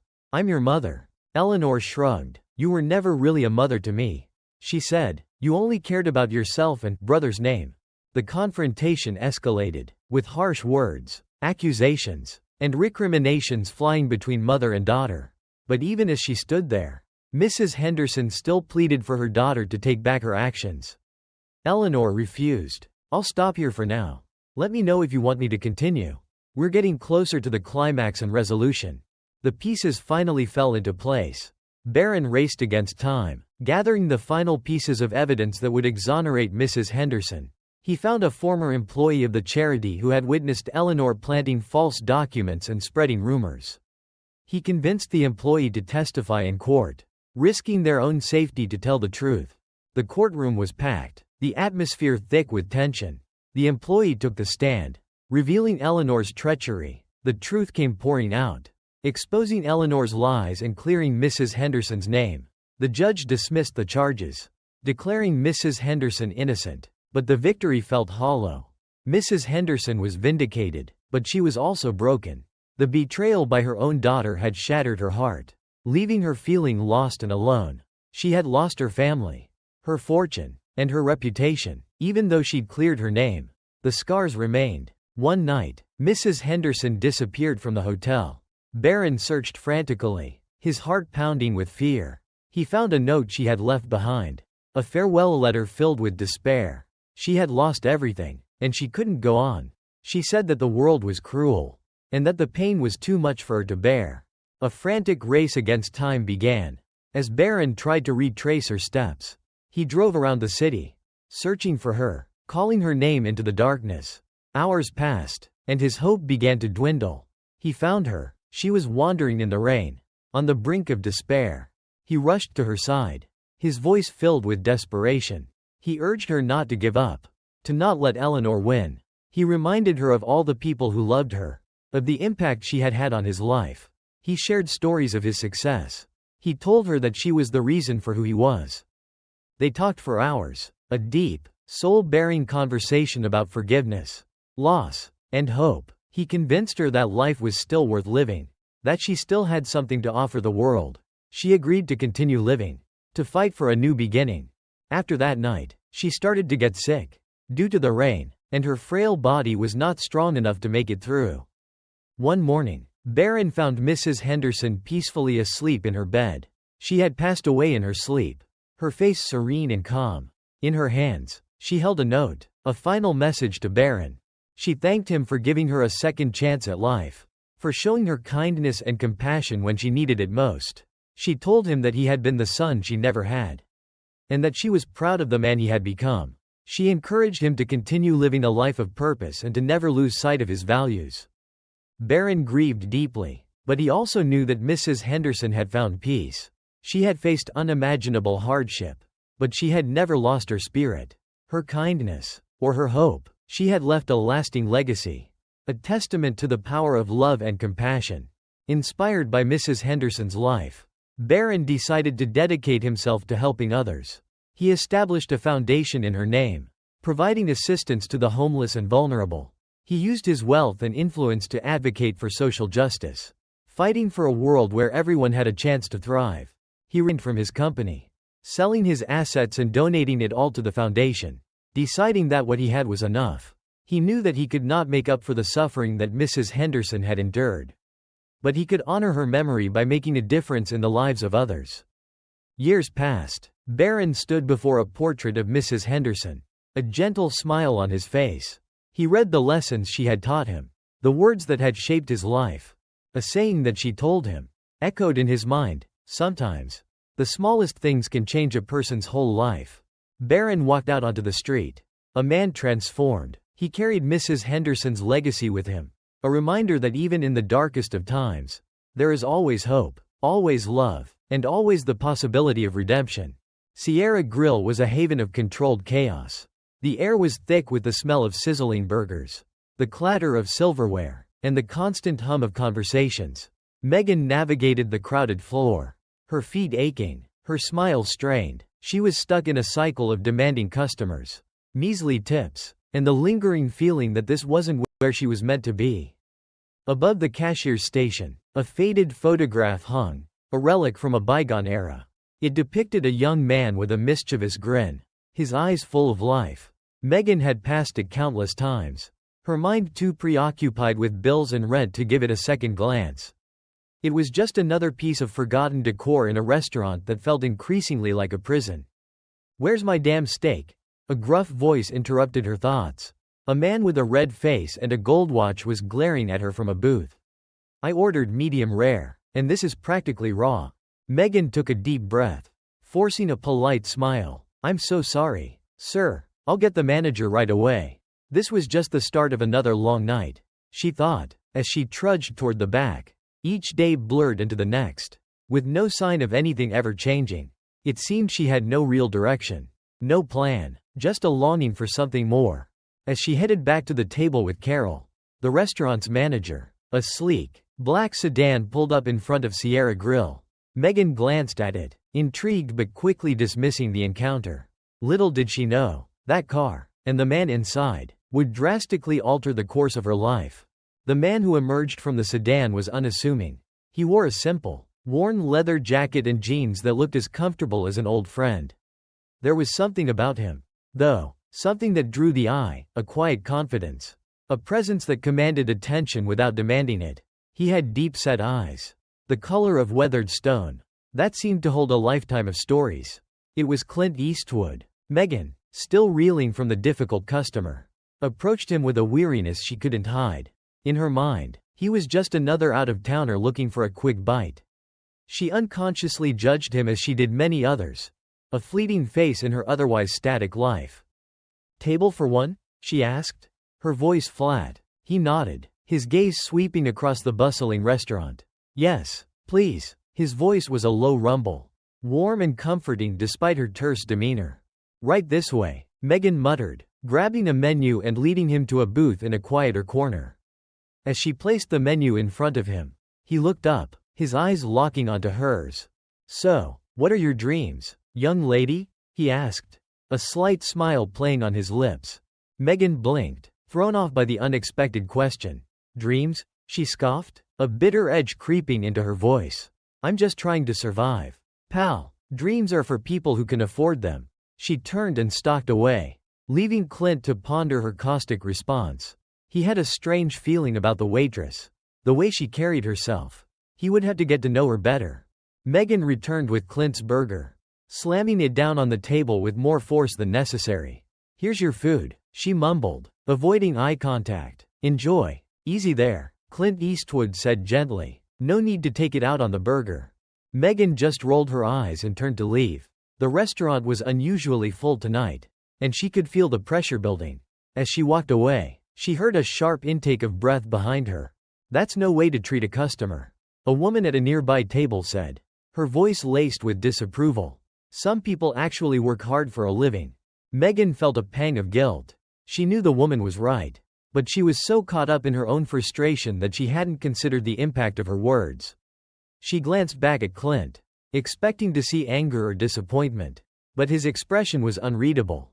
"I guess I'm just not like everyone else," he said quietly, a hint of amusement in his voice. He raised his eyes to meet hers, and she felt an inexplicable shiver run down her spine. There was something knowing in that glance that made her uneasy. As Clint took a bite of his burger, Megan had the distinct feeling that something was about to change. A cold dread washed over her, the kind that came before a storm, and she suspected that this time, the storm was heading straight for her. She couldn't shake the feeling that Clint wasn't just a tourist, that he had a deeper, more profound reason for being there. Megan couldn't shake the feeling of being watched. Every time she glanced over at Clint's booth, his eyes were fixed on her, studying her with an intensity that made her skin crawl. She felt like a specimen under a microscope, her flaws laid bare. She sought refuge in the back, joining Danny for a quick break. Danny, a busboy with a heart of gold and a knack for gossip, noticed her distress. "What's wrong, Megan? You look like you've seen a ghost." "That guy," Megan said, nodding toward Clint's booth. "He's creeping me out. He keeps staring at me." Danny leaned closer, his eyes widening. "That's him," he whispered. "That's the owner." Megan's eyes widened. "The owner? I thought he was just some random tourist." "Nope," Danny said, shaking his head. "He comes around every once in a while, usually unannounced. Nobody really knows much about him. They say he's super rich, but he lives like a regular Joe. Really mysterious." As if on cue, Megan saw Clint Eastwood smile at a small child who had wandered over to his booth. He said something to the child, his face softening in a way she hadn't thought possible. It was a brief, fleeting moment of warmth that contradicted the coldness she had perceived earlier. But it was enough to plant a seed of doubt in her mind. Who was this man, really? Megan forced herself to approach Clint's booth with the bill. Her hands trembled slightly as she placed it on the table. "Here you go," she said, her voice barely above a whisper. Clint looked up, his eyes meeting hers with a surprising gentleness. "Thank you," he said, "but before I pay, I have a question for you." Megan braced herself for a reprimand, for a lecture about her attitude. "Okay," she said cautiously. "Do you like your job?" he asked, his voice low and sincere. Megan was taken aback. "What? Do you enjoy working here?" he repeated. "Does it fulfill you in any way?" Megan hesitated. She had never really considered the question before. "It's a job," she said finally. "It pays the bills. But is it what you want to do?" he pressed. "Is it what makes you happy?" Megan bristled at his persistence. "Look," she said, "I don't know you, and I don't need some stranger judging my life choices." Clint chuckled softly. "I'm not judging you, Megan. I'm just asking questions. We all make mistakes. We all have regrets. The important thing is to learn from them and keep moving forward." He then began to share his own story, albeit briefly, about working toward a goal and falling short. He paused, looking at her with a mixture of understanding and encouragement. "Maybe this isn't your passion," he said, "but it doesn't mean you can't find something that is. Don't let bitterness poison your soul." He left a generous tip, far more than the bill warranted. Megan stared at the money, feeling a wave of shame wash over her. She had been so quick to judge him, so quick to dismiss his words. But now, she couldn't help but wonder if he was right. Clint stood up and headed for the door, leaving Megan to grapple with his words. As he approached Carol, the manager, Megan overheard a snippet of their conversation. "Everything okay, Mr. Eastwood?" Carol asked, her voice dripping with respect. "Just checking in, Carol," Clint Eastwood replied. "Keep up the good work." Megan froze, her blood running cold. Mr. Eastwood, that was his name, the owner. The man she had treated with such disrespect was her boss. The man who held her job in his hands. The world seemed to tilt on its axis. She was suddenly a lot less stable. Megan retreated to the women's restroom, her mind racing. She had made a terrible mistake. A career-ending blunder. She imagined the worst-case scenarios, being fired, blacklisted from other restaurants, her life spiraling out of control. She flashed back to a similar incident from her past, a time when her impulsiveness had cost her dearly. The memory was a stark reminder of her tendency to self-sabotage. She was on the verge of a panic attack when Danny knocked on the door. "Megan, you okay in there?" Megan opened the door, her eyes red and swollen. "I screwed up, Danny," she sobbed. "I really screwed up." She poured out the whole story, her voice trembling with fear and regret. Danny listened patiently, offering words of comfort and reassurance. "Look," he said, "maybe it's not as bad as you think. Maybe he's a reasonable guy. You should apologize. Tell him you're sorry." Megan knew he was right. It was the only thing she could do. But the thought of facing Mr. Eastwood filled her with dread. The stakes had never been higher. Megan arrived at work the next day with a knot in her stomach. The atmosphere at Sierra Grill was tense. Carol was pacing back and forth, her face etched with worry. "The owner's doing an inspection today," she announced to the staff. "Everyone needs to be on their best behavior." Megan felt a wave of nausea wash over her. This was it, her moment of reckoning. She imagined Mr. Eastwood scrutinizing her every move, waiting for her to slip up. Her anxiety made her clumsy. She spilled a drink on a particularly important customer, a regular who always left generous tips. The customer erupted in anger, berating Megan in front of the entire restaurant. She felt her face burn with shame. Tears welled up in her eyes. She couldn't take it anymore. She was on the verge of walking out, of giving up on everything. Just when she thought she couldn't handle another moment, Clint Eastwood walked in. He surveyed the scene, his gaze lingering on Megan for a moment before moving on to Carol. Carol approached him, her voice trembling. "Mr. Eastwood," she stammered, "I'm so sorry about the incident with the customer. Megan is usually very reliable, but she's been under a lot of stress lately." Clint nodded, his expression unreadable. He then turned and walked toward Megan, who was standing frozen in place, her eyes fixed on the floor. "Megan," he said softly. She looked up, her heart pounding in her chest. "Mr. Eastwood," she whispered, "I'm so sorry. I was rude to you. I was disrespectful. I understand if you want to fire me." Clint Eastwood looked at her for a long moment, his eyes searching hers. "I'm not going to fire you, Megan," he said finally, "but I'm not going to pretend like nothing happened. You made a mistake. You let your anger get the best of you. But I believe everyone deserves a second chance." He then shared more details on a past mistake he made, and asked her to learn and grow from this. Megan felt a mix of relief and disbelief wash over her.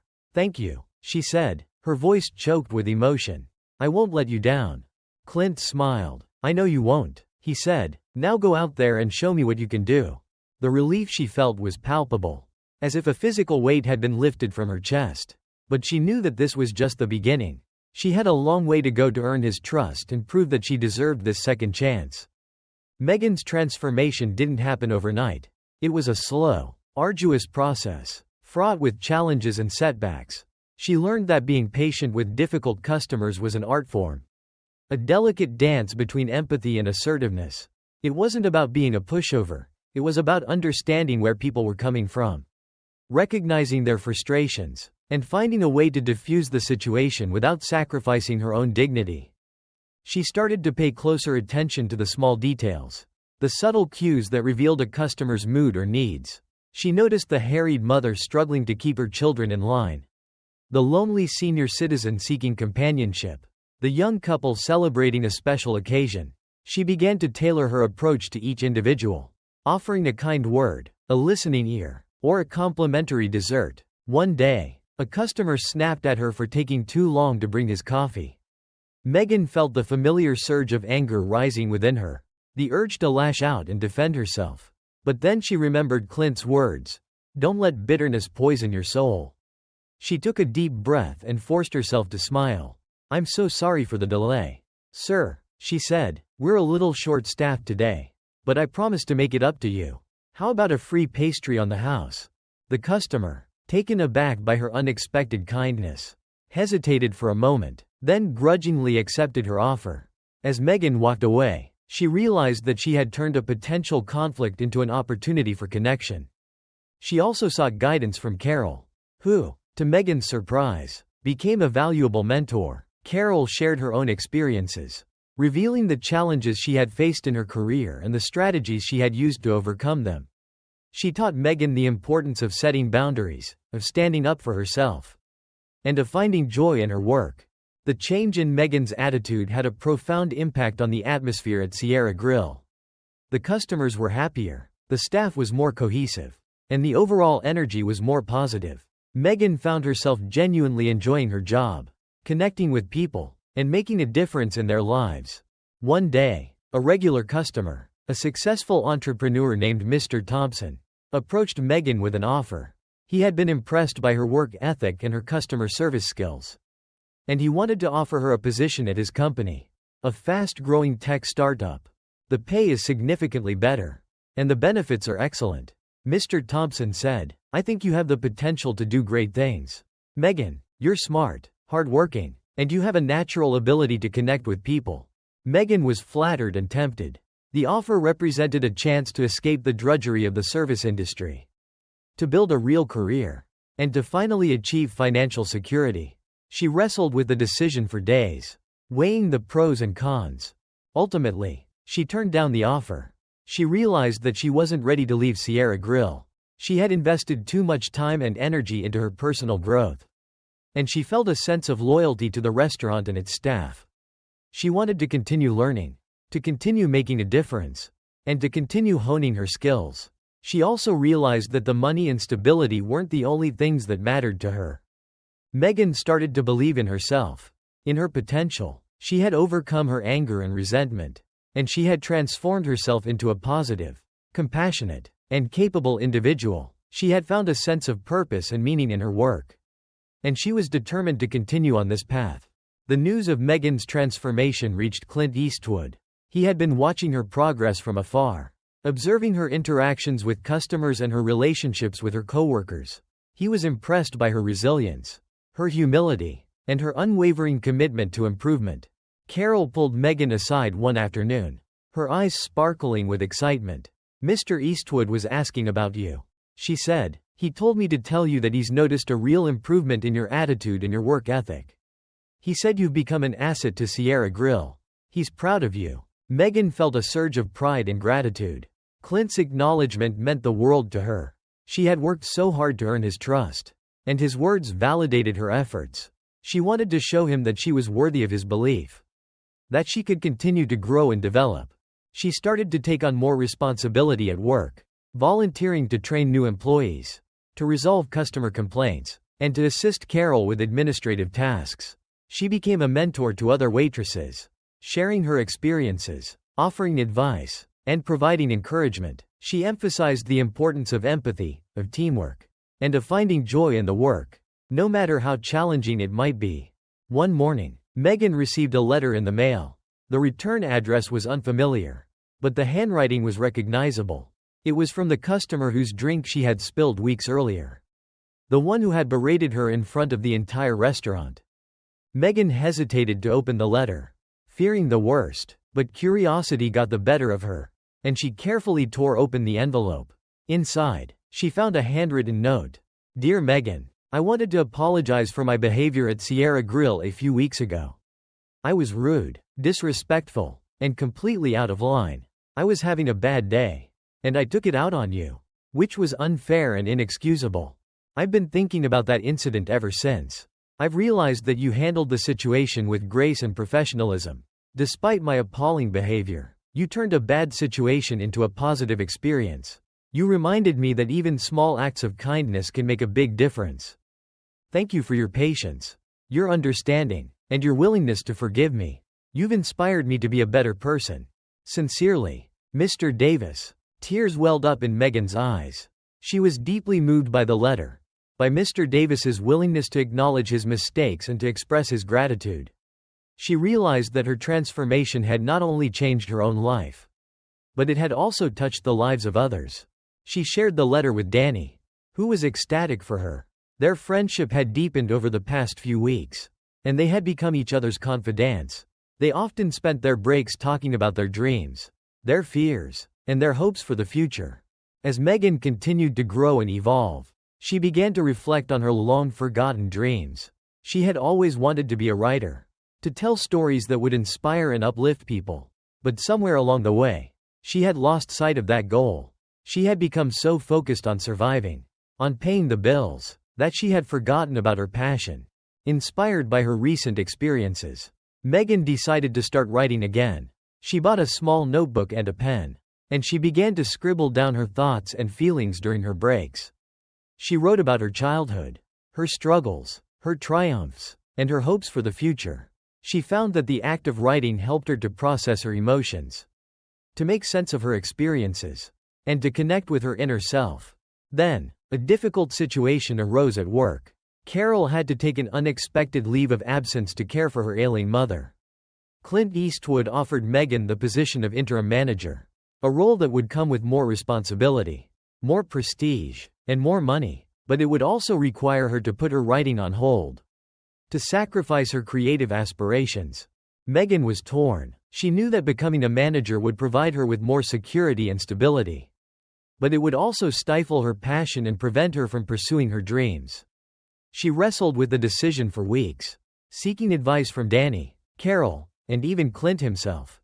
Finally, Megan sought out Clint, needing a final sounding board. She explained her dilemma, her conflicting desires, her fear of making the wrong decision. Clint listened patiently, his eyes filled with understanding. When she finished, he said, "The most important thing is that you're happy, Megan, that you're living a life that is meaningful to you. Don't let fear dictate your choices. Don't be afraid to take risks. Don't be afraid to fail. Just keep moving forward, and trust that everything will work out the way it's supposed to." He continued, "The managerial position is a good step. But is it what you truly desire, Megan? Or is it a safety net? Is it something you think you should do, rather than what you want to do? Listen to that inner voice, because it's leading you to your destiny." Megan pondered his words, letting them sink into her soul. She knew that Clint was right. She had been letting fear guide her decisions for too long. She had been playing it safe, sacrificing her dreams for the sake of security.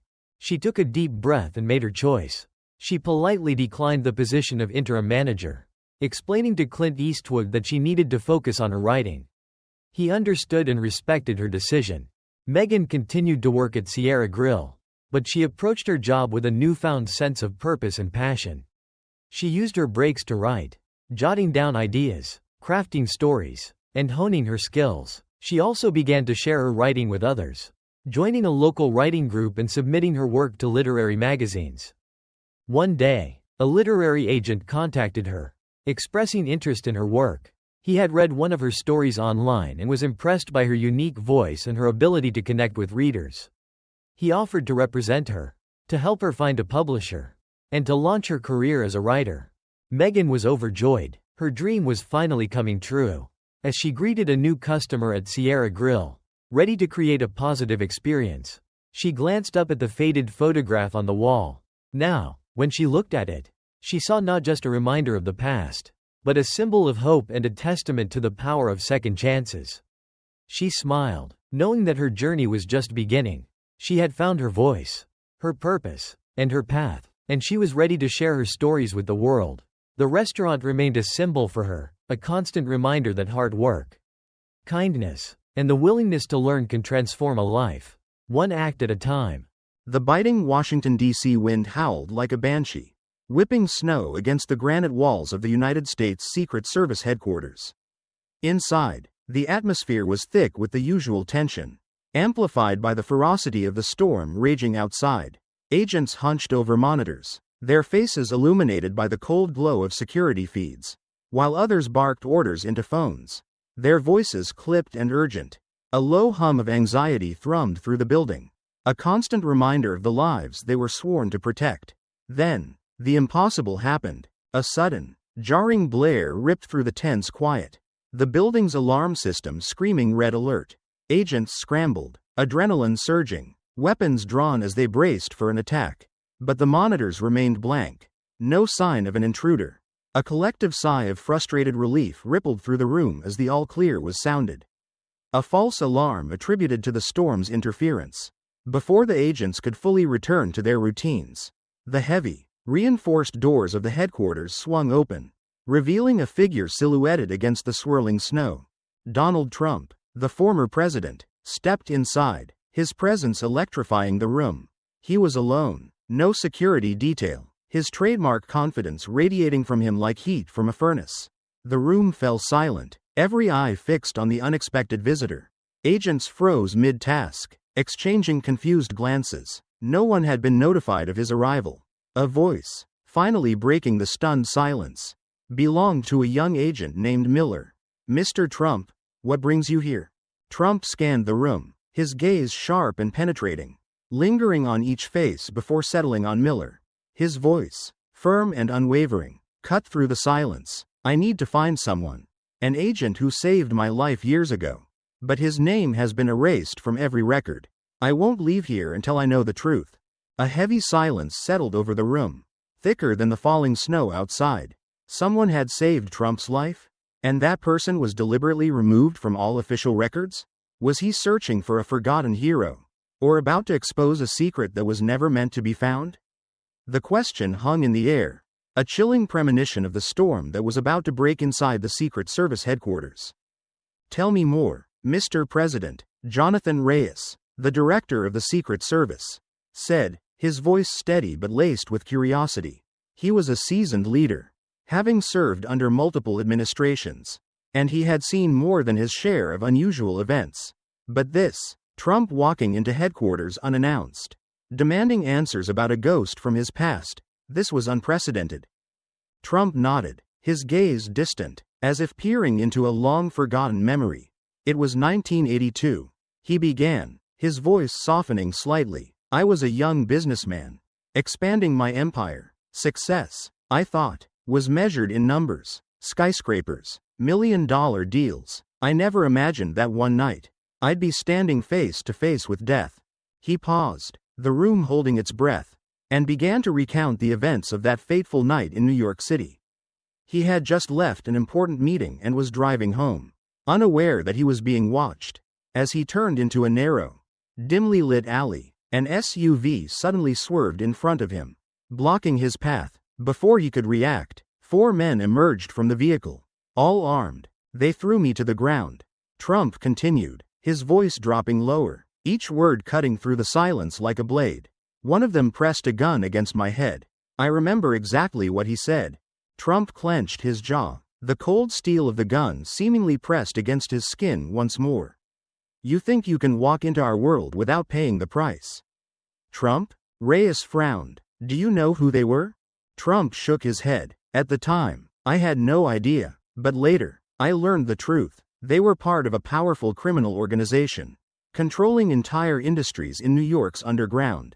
Without knowing it, I had stepped into their territory. And that night, they planned to teach me a lesson. Or end my story for good." His voice dropped to a near whisper.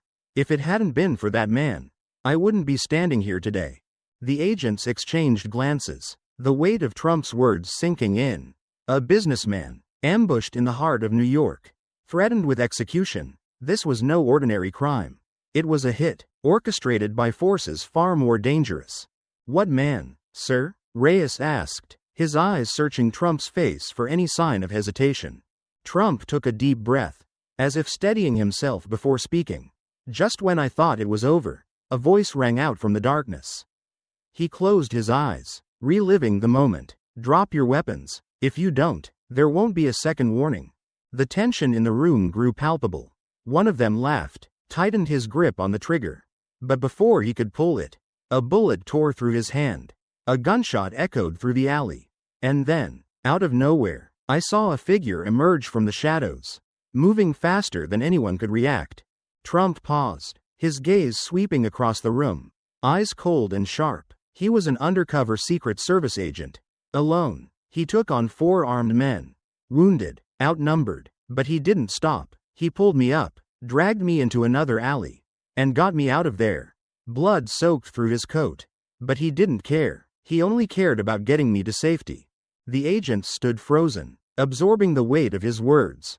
When I tried to ask his name, he only said one thing: "Never let them win." I never saw him again. The next day, I tried to find out who he was. But no one knew. No records, no traces. It was as if he never existed. Director Reyes exchanged glances with several agents. Sir, do you remember anything else? Anything at all that could help us identify him? Trump nodded. He had a long scar on his left hand. I remember it clearly because when he pulled me to run, I saw it up close. And before he disappeared into the night, he said one name, Shadow One. The room went still. A few agents exchanged uneasy whispers. Reyes took a deep breath. Shadow One is not just a name. Sir. Trump narrowed his eyes. What do you mean? Reyes crossed his arms, his voice lower, more serious. I've been in this agency for over 20 years. And that name, I've only heard it once in my entire career. It's a ghost story whispered in the dark corners of the agency. Trump held his gaze. I don't care what happened. I just want one thing. Find him. Or at least, find the truth. A heavy silence filled the room. Finally, Reyes gave a slow nod. If he ever existed, we'll find him. But deep down, Reyes knew that this search was not just about finding a man. It was about unlocking a door that many had tried to keep shut for decades. And once that door opened, no one could predict what would come next. Director Jonathan Reyes stood still for a moment before signaling to the agents in the room. Instantly, the atmosphere shifted, conversations halted, fingers flew across keyboards, and stacks of old files were pulled from archives. The search had begun. Everyone understood one thing. If the name, Shadow One, had been erased from history, this would not be an easy mission. Trump crossed his arms, his eyes locked on the computer screen as lines of data scrolled past. Tell me, Reyes, how does a man who saved my life disappear as if he never existed? Reyes didn't answer immediately. He turned to the agent handling classified records. A young man in a black suit with thick-rimmed glasses. Run a full personnel search. Cross-check every classified file, even those that have been encrypted or deleted under government orders. The agent nodded, fingers moving rapidly across the keyboard.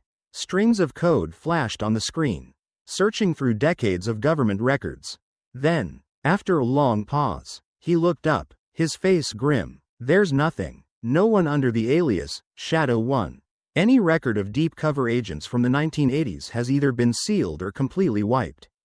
If someone ever held that title, they didn't want to be found. Trump frowned. What about off-the-record files? Former agents who served but are no longer in the system. Reyes hesitated for a moment, then turned to a female agent standing in the corner. Get in touch with Michael Hayes. He worked in deep cover operations and retired in 1995. If anyone remembers Shadow One, it's him. An hour later, Trump and Reyes sat inside a reinforced SUV, driving toward a quiet suburban neighborhood in Virginia. Michael Hayes had once been a legend in the intelligence community. Now, he was just an aging man, living a reclusive life in a small, weathered house. Reyes knocked on the door.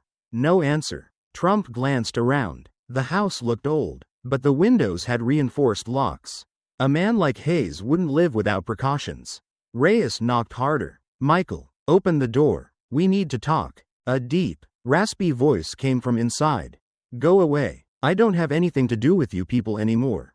Trump took a step forward, his voice firm but laced with sincerity. This isn't about you. It's about a man who disappeared. A Secret Service agent once known as Shadow One.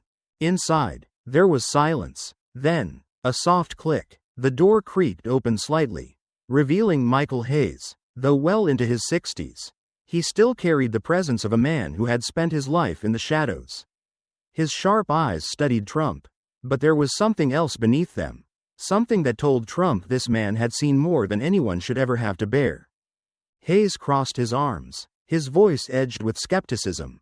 If you're here asking about Shadow One, that means you're either incredibly stupid, or you have no idea what you're walking into. Reyes spoke calmly but firmly. Tell us the truth. Hayes exhaled heavily, then stepped back and motioned for them to come inside. The living room was small, cluttered with old papers and faded photographs lining the walls. Trump's gaze moved across them until it landed on one particular photo, an old group picture of agents in black suits standing in formation. Faces stern and composed, but one man stood slightly apart, his eyes not focused on the camera. Trump pointed at him. Is that him? Hayes remained silent for a long moment, then finally nodded. Yes. But his name wasn't always Shadow One. He had a real name once. Though by now, I doubt anyone remembers it. Reyes spoke slowly, deliberately. We need to find him. Hayes locked eyes with Trump. If you're serious about finding him, remember this. There's a reason he disappeared. And if you start digging into this past, there will be people who don't want you to find the truth. Trump didn't flinch. I owe him my life. No matter who I have to face, I won't stop. Hayes studied him for a long moment, then let out a heavy sigh. He stood up, disappeared into another room, and returned holding a worn-out envelope, sealed in protective plastic. He set it on the table. This is all I have left of him. But be careful, Trump. Some debts are too great to be repaid without consequences. Trump took the envelope and slowly opened it. Inside was an old photograph, the edges frayed with time, and a classified government file, still stamped with an official seal. The secret of Shadow One was about to be uncovered. He carefully opened it, revealing an old, worn photograph. In the picture, a man in a black suit stood among a group of Secret Service agents. But unlike the others, his sharp eyes weren't looking at the camera. He was watching something beyond the frame, as if anticipating a threat no one else could see. Faintly printed below the image were the words, David Cole, United States Secret Service. Trump turned to Michael Hayes, his voice slow but firm. Is this him? Hayes nodded. His real name was David Cole, one of the best agents I ever knew. But he wasn't just any agent. Reyes frowned. Hayes took a deep breath, his aging eyes reflecting a weight only a few could understand. David didn't just work for the Secret Service. He infiltrated one of the most powerful criminal syndicates in the country. He took on assignments no one else dared to. He gathered evidence of corruption at the highest levels, illegal deals between the government and underground organizations. Trump tightened his grip on the photograph. So that's why he was erased from the system. Hayes nodded. No one wanted a man like David Cole to exist. The people in power made sure his name would never appear in any official record. Reyes crossed his arms, his voice low and steady. If he's still alive, why hasn't anyone been able to find him? Hayes locked eyes with Trump. Because he doesn't want to be found. Or worse, someone made sure he never would be. Silence filled the room. Then, Trump rose from his chair, determination burning in his eyes. We're going to find him. Hayes exhaled heavily. If you're that determined, I have a lead, but it's not safe. Trump didn't hesitate. I don't care. 3 days later, Trump and Reyes arrived at a remote area on the outskirts of Chicago. The night was bitterly cold, the wind sharp as a knife, and the narrow dirt road led them deep into a dense forest, where a small wooden cabin stood in isolation. Reyes instinctively reached for the firearm at his waist, then motioned for Trump to stay back. We don't know who's in there. Let me go in first. Trump shook his head. I'll speak to him myself. They approached the door. Reyes knocked firmly 3 times. No answer. Trump stepped forward, his voice cutting through the darkness. David Cole, I know you're in there. Silence. Then, a faint click. The door creaked open just slightly, and a pair of wary, aged eyes peered out from the shadows. David Cole. His face was gaunt, his beard streaked with silver, his frame leaner than the man in the photograph. But his eyes, those same piercing, battle-hardened eyes had not changed. He was still a man who had once stood at the edge of life and death. Trump met his gaze, unwavering. I've been looking for you for 40 years. David remained silent for a long moment, then slowly pushed the door open wider. If you've made it this far, it means you truly want answers. Inside, the story would end there. But I never expected you'd be the one to come looking for me. Trump clenched his fist. Why did you disappear? David let out a quiet, humorless laugh. Because I got too close to the truth. I held evidence no one wanted to see. And when I was ready to expose it, they set me up. A staged attack, a secret arrest warrant, and overnight, I became no one. Trump's voice dropped, steady and resolute. I can't change the past. But I can fix what was done to you. David raised an eyebrow. And what exactly do you think you can do? Trump rose from his seat, determination burning in his eyes. I will bring your name back. I will make sure the world knows who you were and what you did. David shook his head. You don't understand, Trump. The people behind this, they still hold power. If you dig up the past, you won't just be putting me in danger, you'll be risking yourself too. Trump held his gaze, unwavering. I'm not afraid. A long silence filled the room. Then, David exhaled, as if releasing the weight of 40 years. He stood up, walked toward an old wooden cabinet in the corner, and pulled it open. From inside, he retrieved a small metal box, setting it on the table in front of Trump. If you're really going to do this, then here's everything I've kept for 40 years.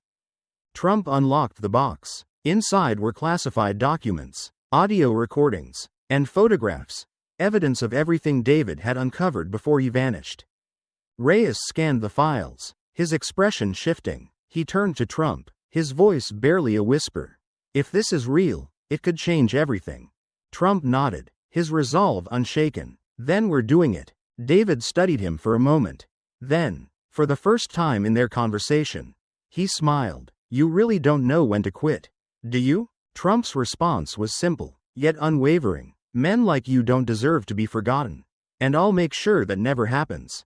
The battle to bring the truth into the light had officially begun. The cabin felt charged with the weight of decades of secrets, the air thick with anticipation and a sense of impending danger. David Cole sat in his small cabin, staring at the metal box on the table. Inside it lay a part of his life that had been buried. A past filled with secrets that could change everything. For 40 years, no one had dared to touch it. No one had dared to speak the truth. Now, the possibility of exposure loomed, promising both liberation and peril. Trump stood beside him, his gaze unwavering. If you're ready, I'll make sure the world knows what happened. David slowly closed the box. Once this gets out, there's no turning back. Trump didn't blink. I've never been one to back down. Silence filled the room. Then, after a long pause, David gave a slow nod. All right, let's do this. 4 days later, in Washington, D.C., a press conference was held right in front of the United States Secret Service headquarters. Cameras from every major news outlet focused on the podium. Trump stepped forward, his demeanor serious and resolute. Behind him, slightly to the side, David Cole stood in silence, facing the public for the first time in 4 decades. Trump scanned the crowd, then spoke, his voice unwavering. Today, I stand here to tell the story of a man America should never have forgotten. A man who was willing to sacrifice everything for justice, only to be erased from history. A man named. The entire room went silent, every reporter leaning forward, their pens poised to capture every word. Trump continued, his voice filled with righteous indignation. David Cole, a former Secret Service agent, dedicated his entire career to fighting against corruption and evil. But when he got too close to the truth, those in power made him disappear. They thought that by erasing his name from every record, they could make the world forget him.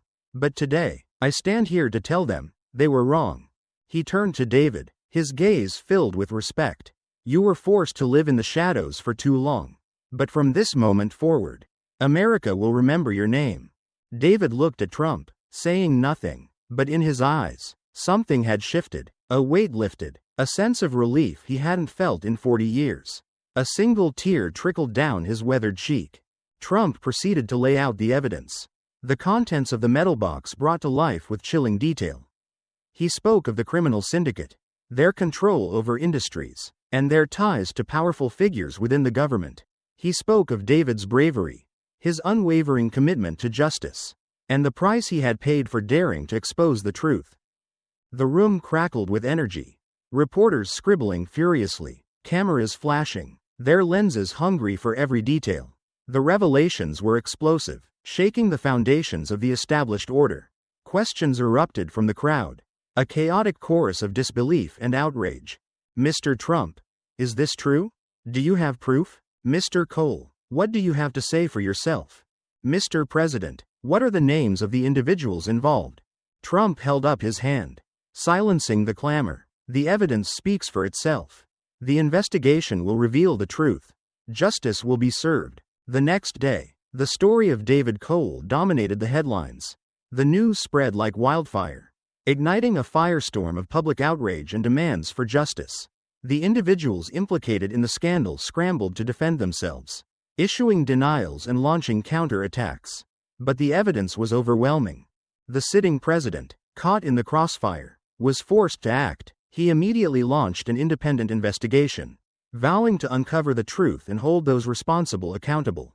Those accused of corruption started falling like dominoes. Arrests were made, resignations tendered, and reputations shattered. The carefully constructed edifice of power that had protected them for so long began to crumble. Amidst the chaos, one thing remained clear: David Cole had been vindicated.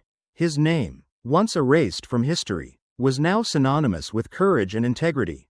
The quiet cabin in the woods, a place of refuge and exile, became a symbol of resilience and hope. The investigation into the scandal dragged on for months, uncovering a web of corruption that extended far beyond what anyone had initially imagined. The sitting president signed a special executive order. David Cole's honor was officially restored. He was awarded the Presidential Medal of Freedom, one of the highest honors a U.S. citizen could receive. A ceremony was held at the Secret Service headquarters, a place that had once denied his existence. David's name was engraved on the Wall of Honor alongside other agents who had dedicated their lives to protecting the nation. A testament to his bravery and sacrifice. As David stepped forward to receive the medal, the entire hall rose to their feet, applauding. He was no longer a ghost, a forgotten footnote in history. He was a hero. And finally, America knew it. Trump, standing beside David, clasped his hand warmly. "You have waited long enough, David." But Trump wasn't done yet. 1 week later, the David Cole Foundation was established, a scholarship fund dedicated to supporting former agents and their families in times of hardship, ensuring that their sacrifices would never be forgotten. News stations across the country reported on the event, and David Cole's story spread like wildfire. Other forgotten agents, those who had sacrificed in silence, were finally being remembered, their stories being told. David stood by the window of his small home, watching the golden sunlight filter through the glass.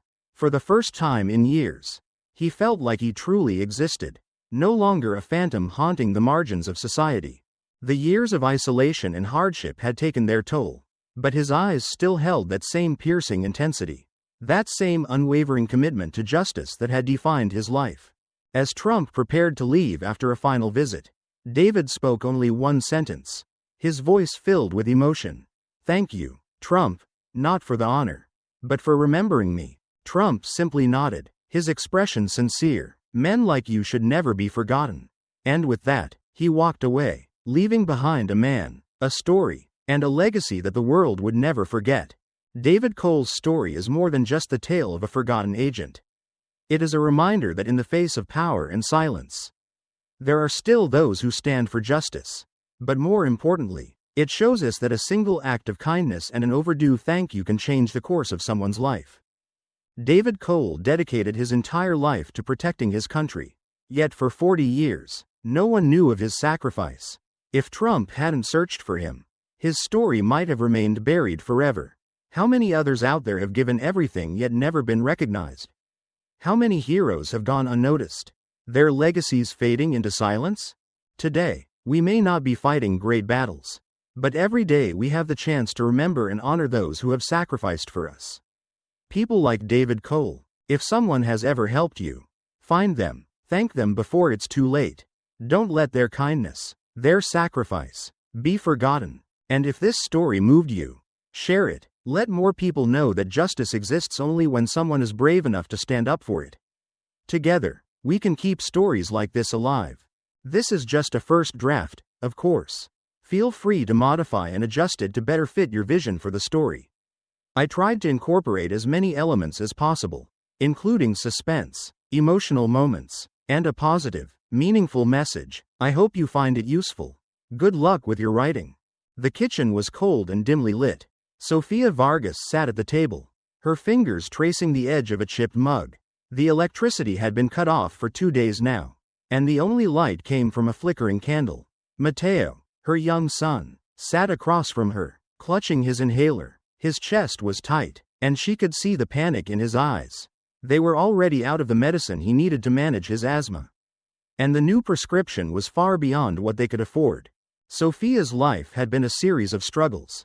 After her divorce from a man who had promised her the world, she found herself alone, raising 2 children while working long, grueling hours as a night shift employee at McDonald's. She hated how her life had turned out, but the thought of giving up on her kids kept her moving forward, even when the weight of the world seemed too much to bear. Her ex-husband had disappeared after their divorce, leaving no support, no explanation, and certainly no way to help with the bills. Sophia's hands were tied. The bill for the phone was due, and she had no way of paying it. Everything felt like it was slipping away. The harsh reality of her situation crashed into her as she looked at Mateo. She could see his frail body struggling to breathe, and the helplessness she felt gnawed at her. Could she really keep him safe? Could she protect him from the world that seemed so unforgiving? The only thing she had was her resilience, the belief that somehow, someway, she would make it through. But the fear of what might happen if she didn't keep pushing haunted her every day. The night was like any other at McDonald's. Sophia moved through the shift mechanically, serving food, taking orders, cleaning up. It was exhausting, and the pay barely covered their basic needs. But then, something unexpected happened. A man walked into the restaurant. It wasn't just any man, it was Elon Musk, the billionaire entrepreneur she had seen on TV but never imagined she would encounter in real life. He walked up to the counter, glancing distractedly at the menu. Sophia had no idea why he was there, but as he reached for his wallet, he froze, his expression shifting to frustration. "I must have left my wallet in the car," he muttered, running a hand through his hair. Sophia saw the irritation in his eyes, but instead of turning him away, something inside her moved. She couldn't afford to give away free food, but she knew he was in a bind. "Don't worry about it, I've got it covered," she said before she could second-guess herself. Elon blinked, clearly surprised by her generosity. "Are you sure?" he asked, his voice softening. "Of course," she replied with a smile, though she was secretly hoping her small act of kindness wouldn't come back to haunt her.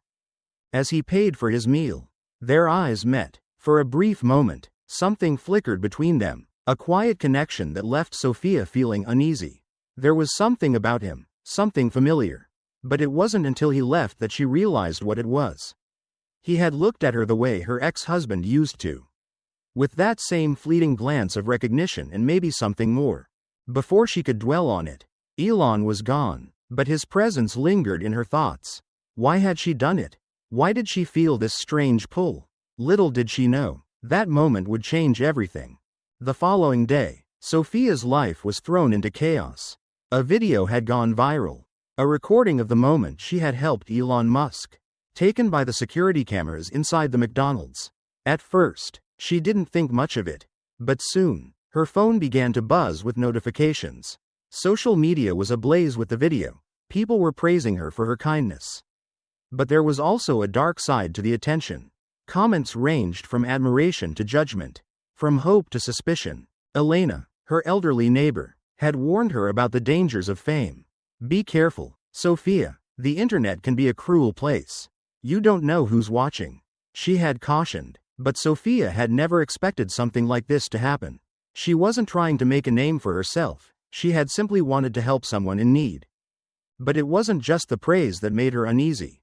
It was the messages. There were those who called her a saint, but others began sending strange, threatening notes. One even included a warning: "You're being watched.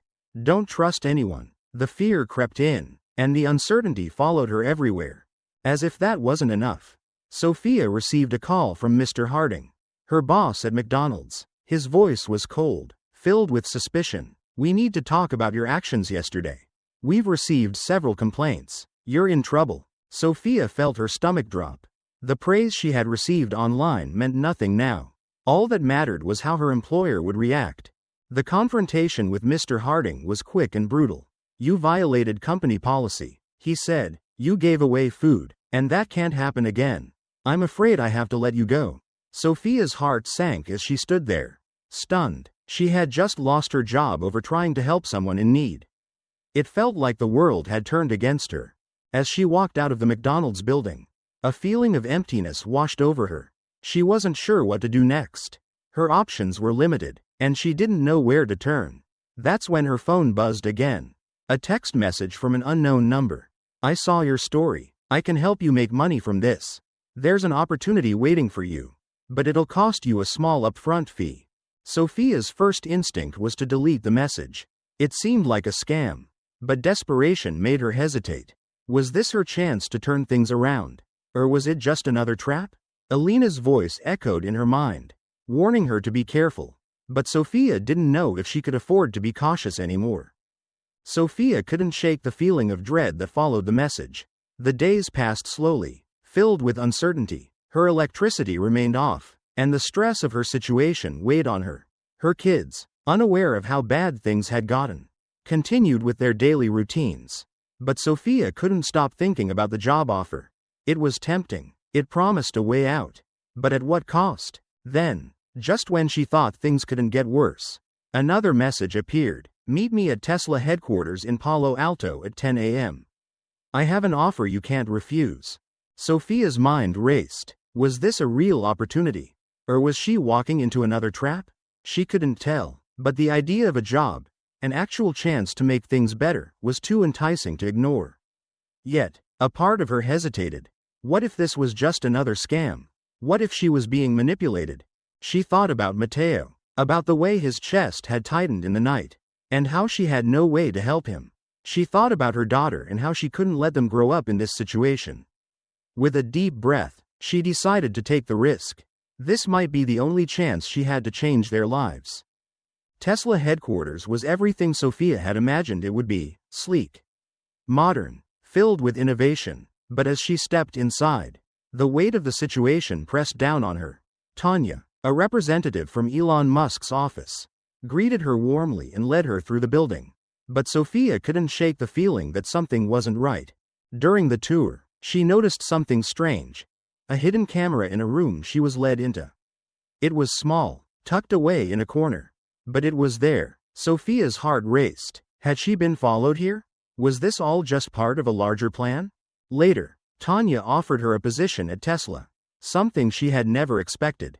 But there was one condition. She had to work closely with Elon himself. It sounded too good to be true. And Sophia couldn't ignore the nagging feeling that this was all somehow connected to the viral video. When Sophia returned home, Elena was waiting for her, looking uneasy. I need to tell you something, she said, her voice trembling. I wasn't just a neighbor. I was hired by Elon to watch you. Sophia's world shattered. Elena, the woman she had trusted, had been spying on her all along. Everything that had happened, every decision, every encounter, was part of a plan that Sophia didn't fully understand. The interview with Elon Musk was intense. He was charming, persuasive, and seemed to believe in Sophia's potential. But Sophia's doubts only grew. Could she trust him? Could she trust anything anymore? As she toured the Tesla facility, memories of her mother began to surface.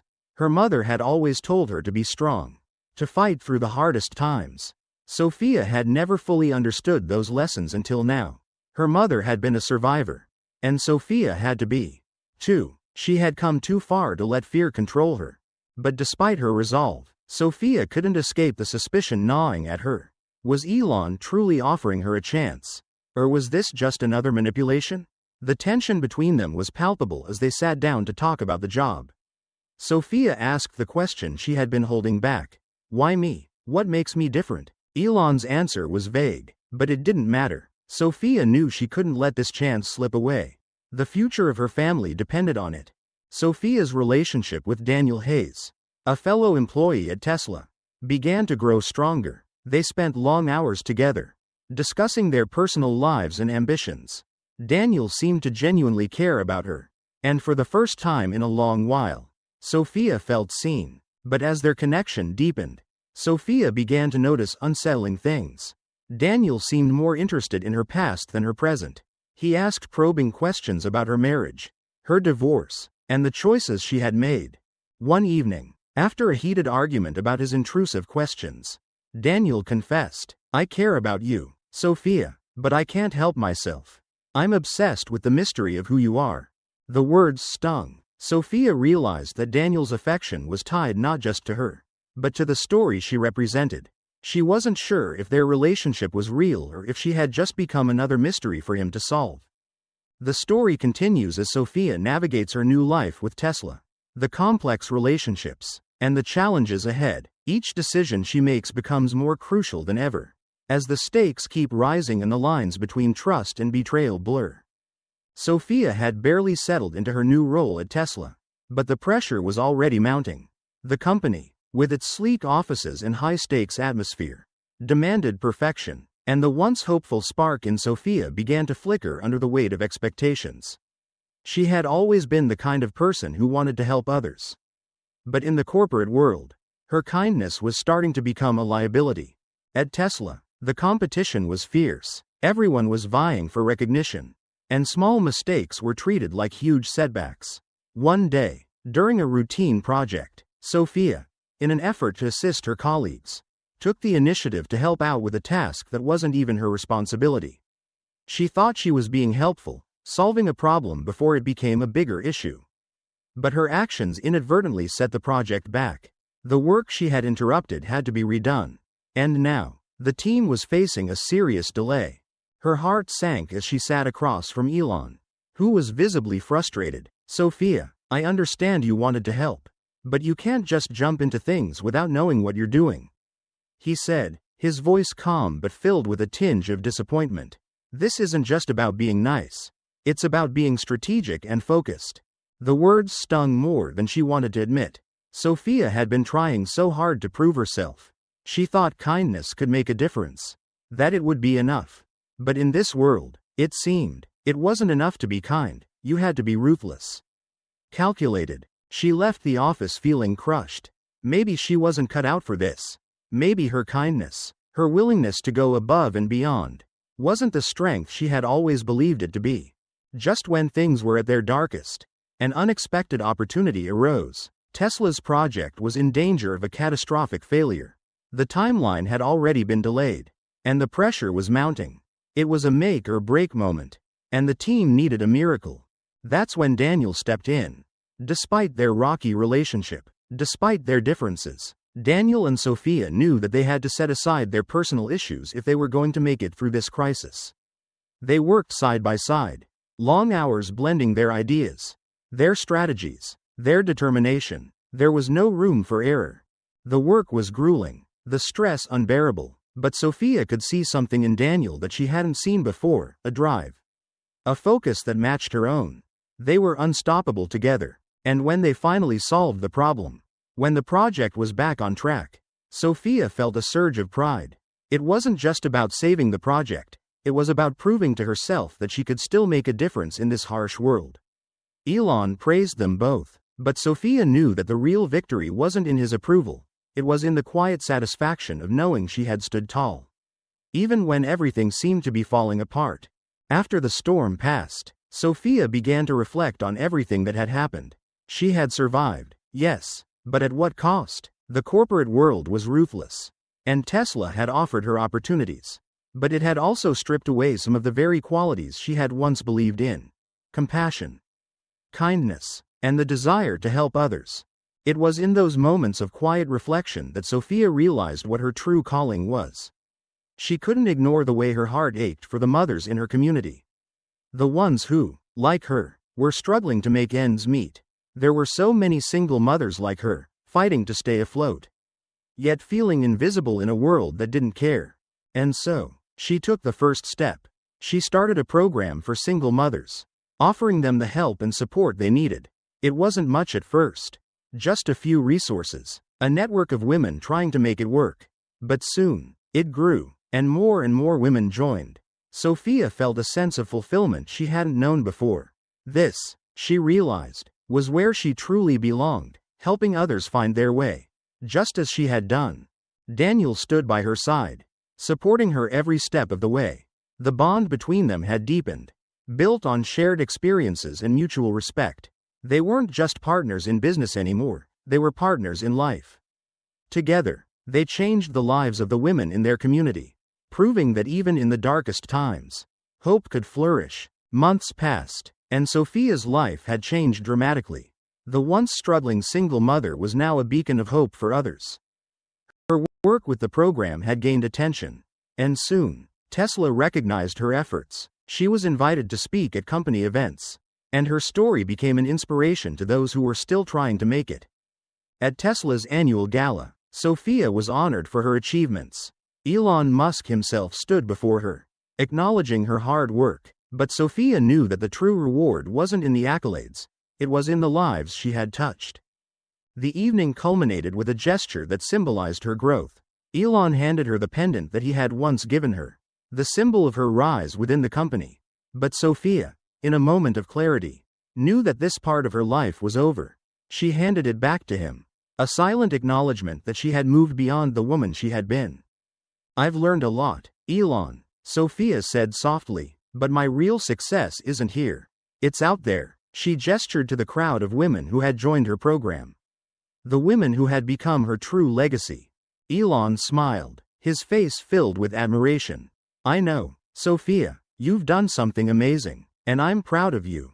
Sophia stood by Daniel, looking out at the future that lay ahead. They had come so far together, and as they faced the next chapter, she knew that nothing could hold her back. The road ahead was theirs to shape, and together, they would continue to make a difference. With the lessons learned and the struggles behind her, Sophia had reached a place of peace and fulfillment. She had found her purpose, not through fame or fortune, but through the quiet, powerful act of lifting others up, and in that, she had found her true success. The Cleveland winter was unforgiving, each gust of wind a sharpened blade against exposed skin. Leonard, a man worn down by the relentless grind of life at 42, huddled against the brick wall of a deserted convenience store. His patched coat offered little warmth, his face a roadmap of hardship etched by time and loss. The neon glow of a distant billboard mocked his poverty, showcasing a world he could no longer reach. He held a cardboard sign, its plea, "Anything helps. God bless," barely legible under the grime. Each passing footstep was a reminder of his invisibility, a silent judgment of his fall from grace. Cars roared past, oblivious to the human wreckage clinging to the edge of their world. Then, a glint of expensive white stopped a few feet away. Impeccable sneakers that spoke of privilege and youth. Leonard, his heart weary but hope refusing to be extinguished, looked up. Standing there, phone in hand, was Barron Trump, the name instantly recognizable even in Leonard's dazed state. A gaggle of onlookers started forming, their phones pointed like weapons, ready to capture the spectacle. Here was a study in contrasts, the epitome of wealth and the embodiment of destitution. "Excuse me, young man," Leonard croaked, his voice raspy from disuse. "Could you spare $1? Anything would help." Barron Trump paused, his eyes scanning Leonard. A long, tense silence stretched, amplified by the city's din. It was a silence that Leonard knew well, the prelude to rejection, to averted gazes and quickened steps. But something in Barron's expression held a different quality, curiosity. Then, Barron asked, his voice calm yet probing, "What do you need it for?" The question took Leonard aback. No one ever asked why. They simply refused or occasionally tossed a coin without making eye contact. Barron's gaze was steady, unflinching, demanding honesty. "Well," Leonard stammered, rubbing his chapped hands together, "a cup of coffee would be nice. Maybe a sandwich. It's been days since I had a proper meal." Shame burned in his chest, but the biting wind offered no alternative. Barron lowered his phone, his attention now fully focused on Leonard. The surrounding crowd grew larger, their collective gaze a tangible weight. "Tell me what happened," Barron said, his voice carrying a surprising depth. Hesitantly, Leonard recounted his misfortunes, the plant closure, the illness, the crushing debt, the spiral into homelessness. The words tumbled out, raw and unfiltered. "Money." His mind struggling to comprehend the gesture. "What is it?" "Tomorrow morning," Barron said, scribbling an address on a notepad. "Go to this place. It's a resource center. Tell them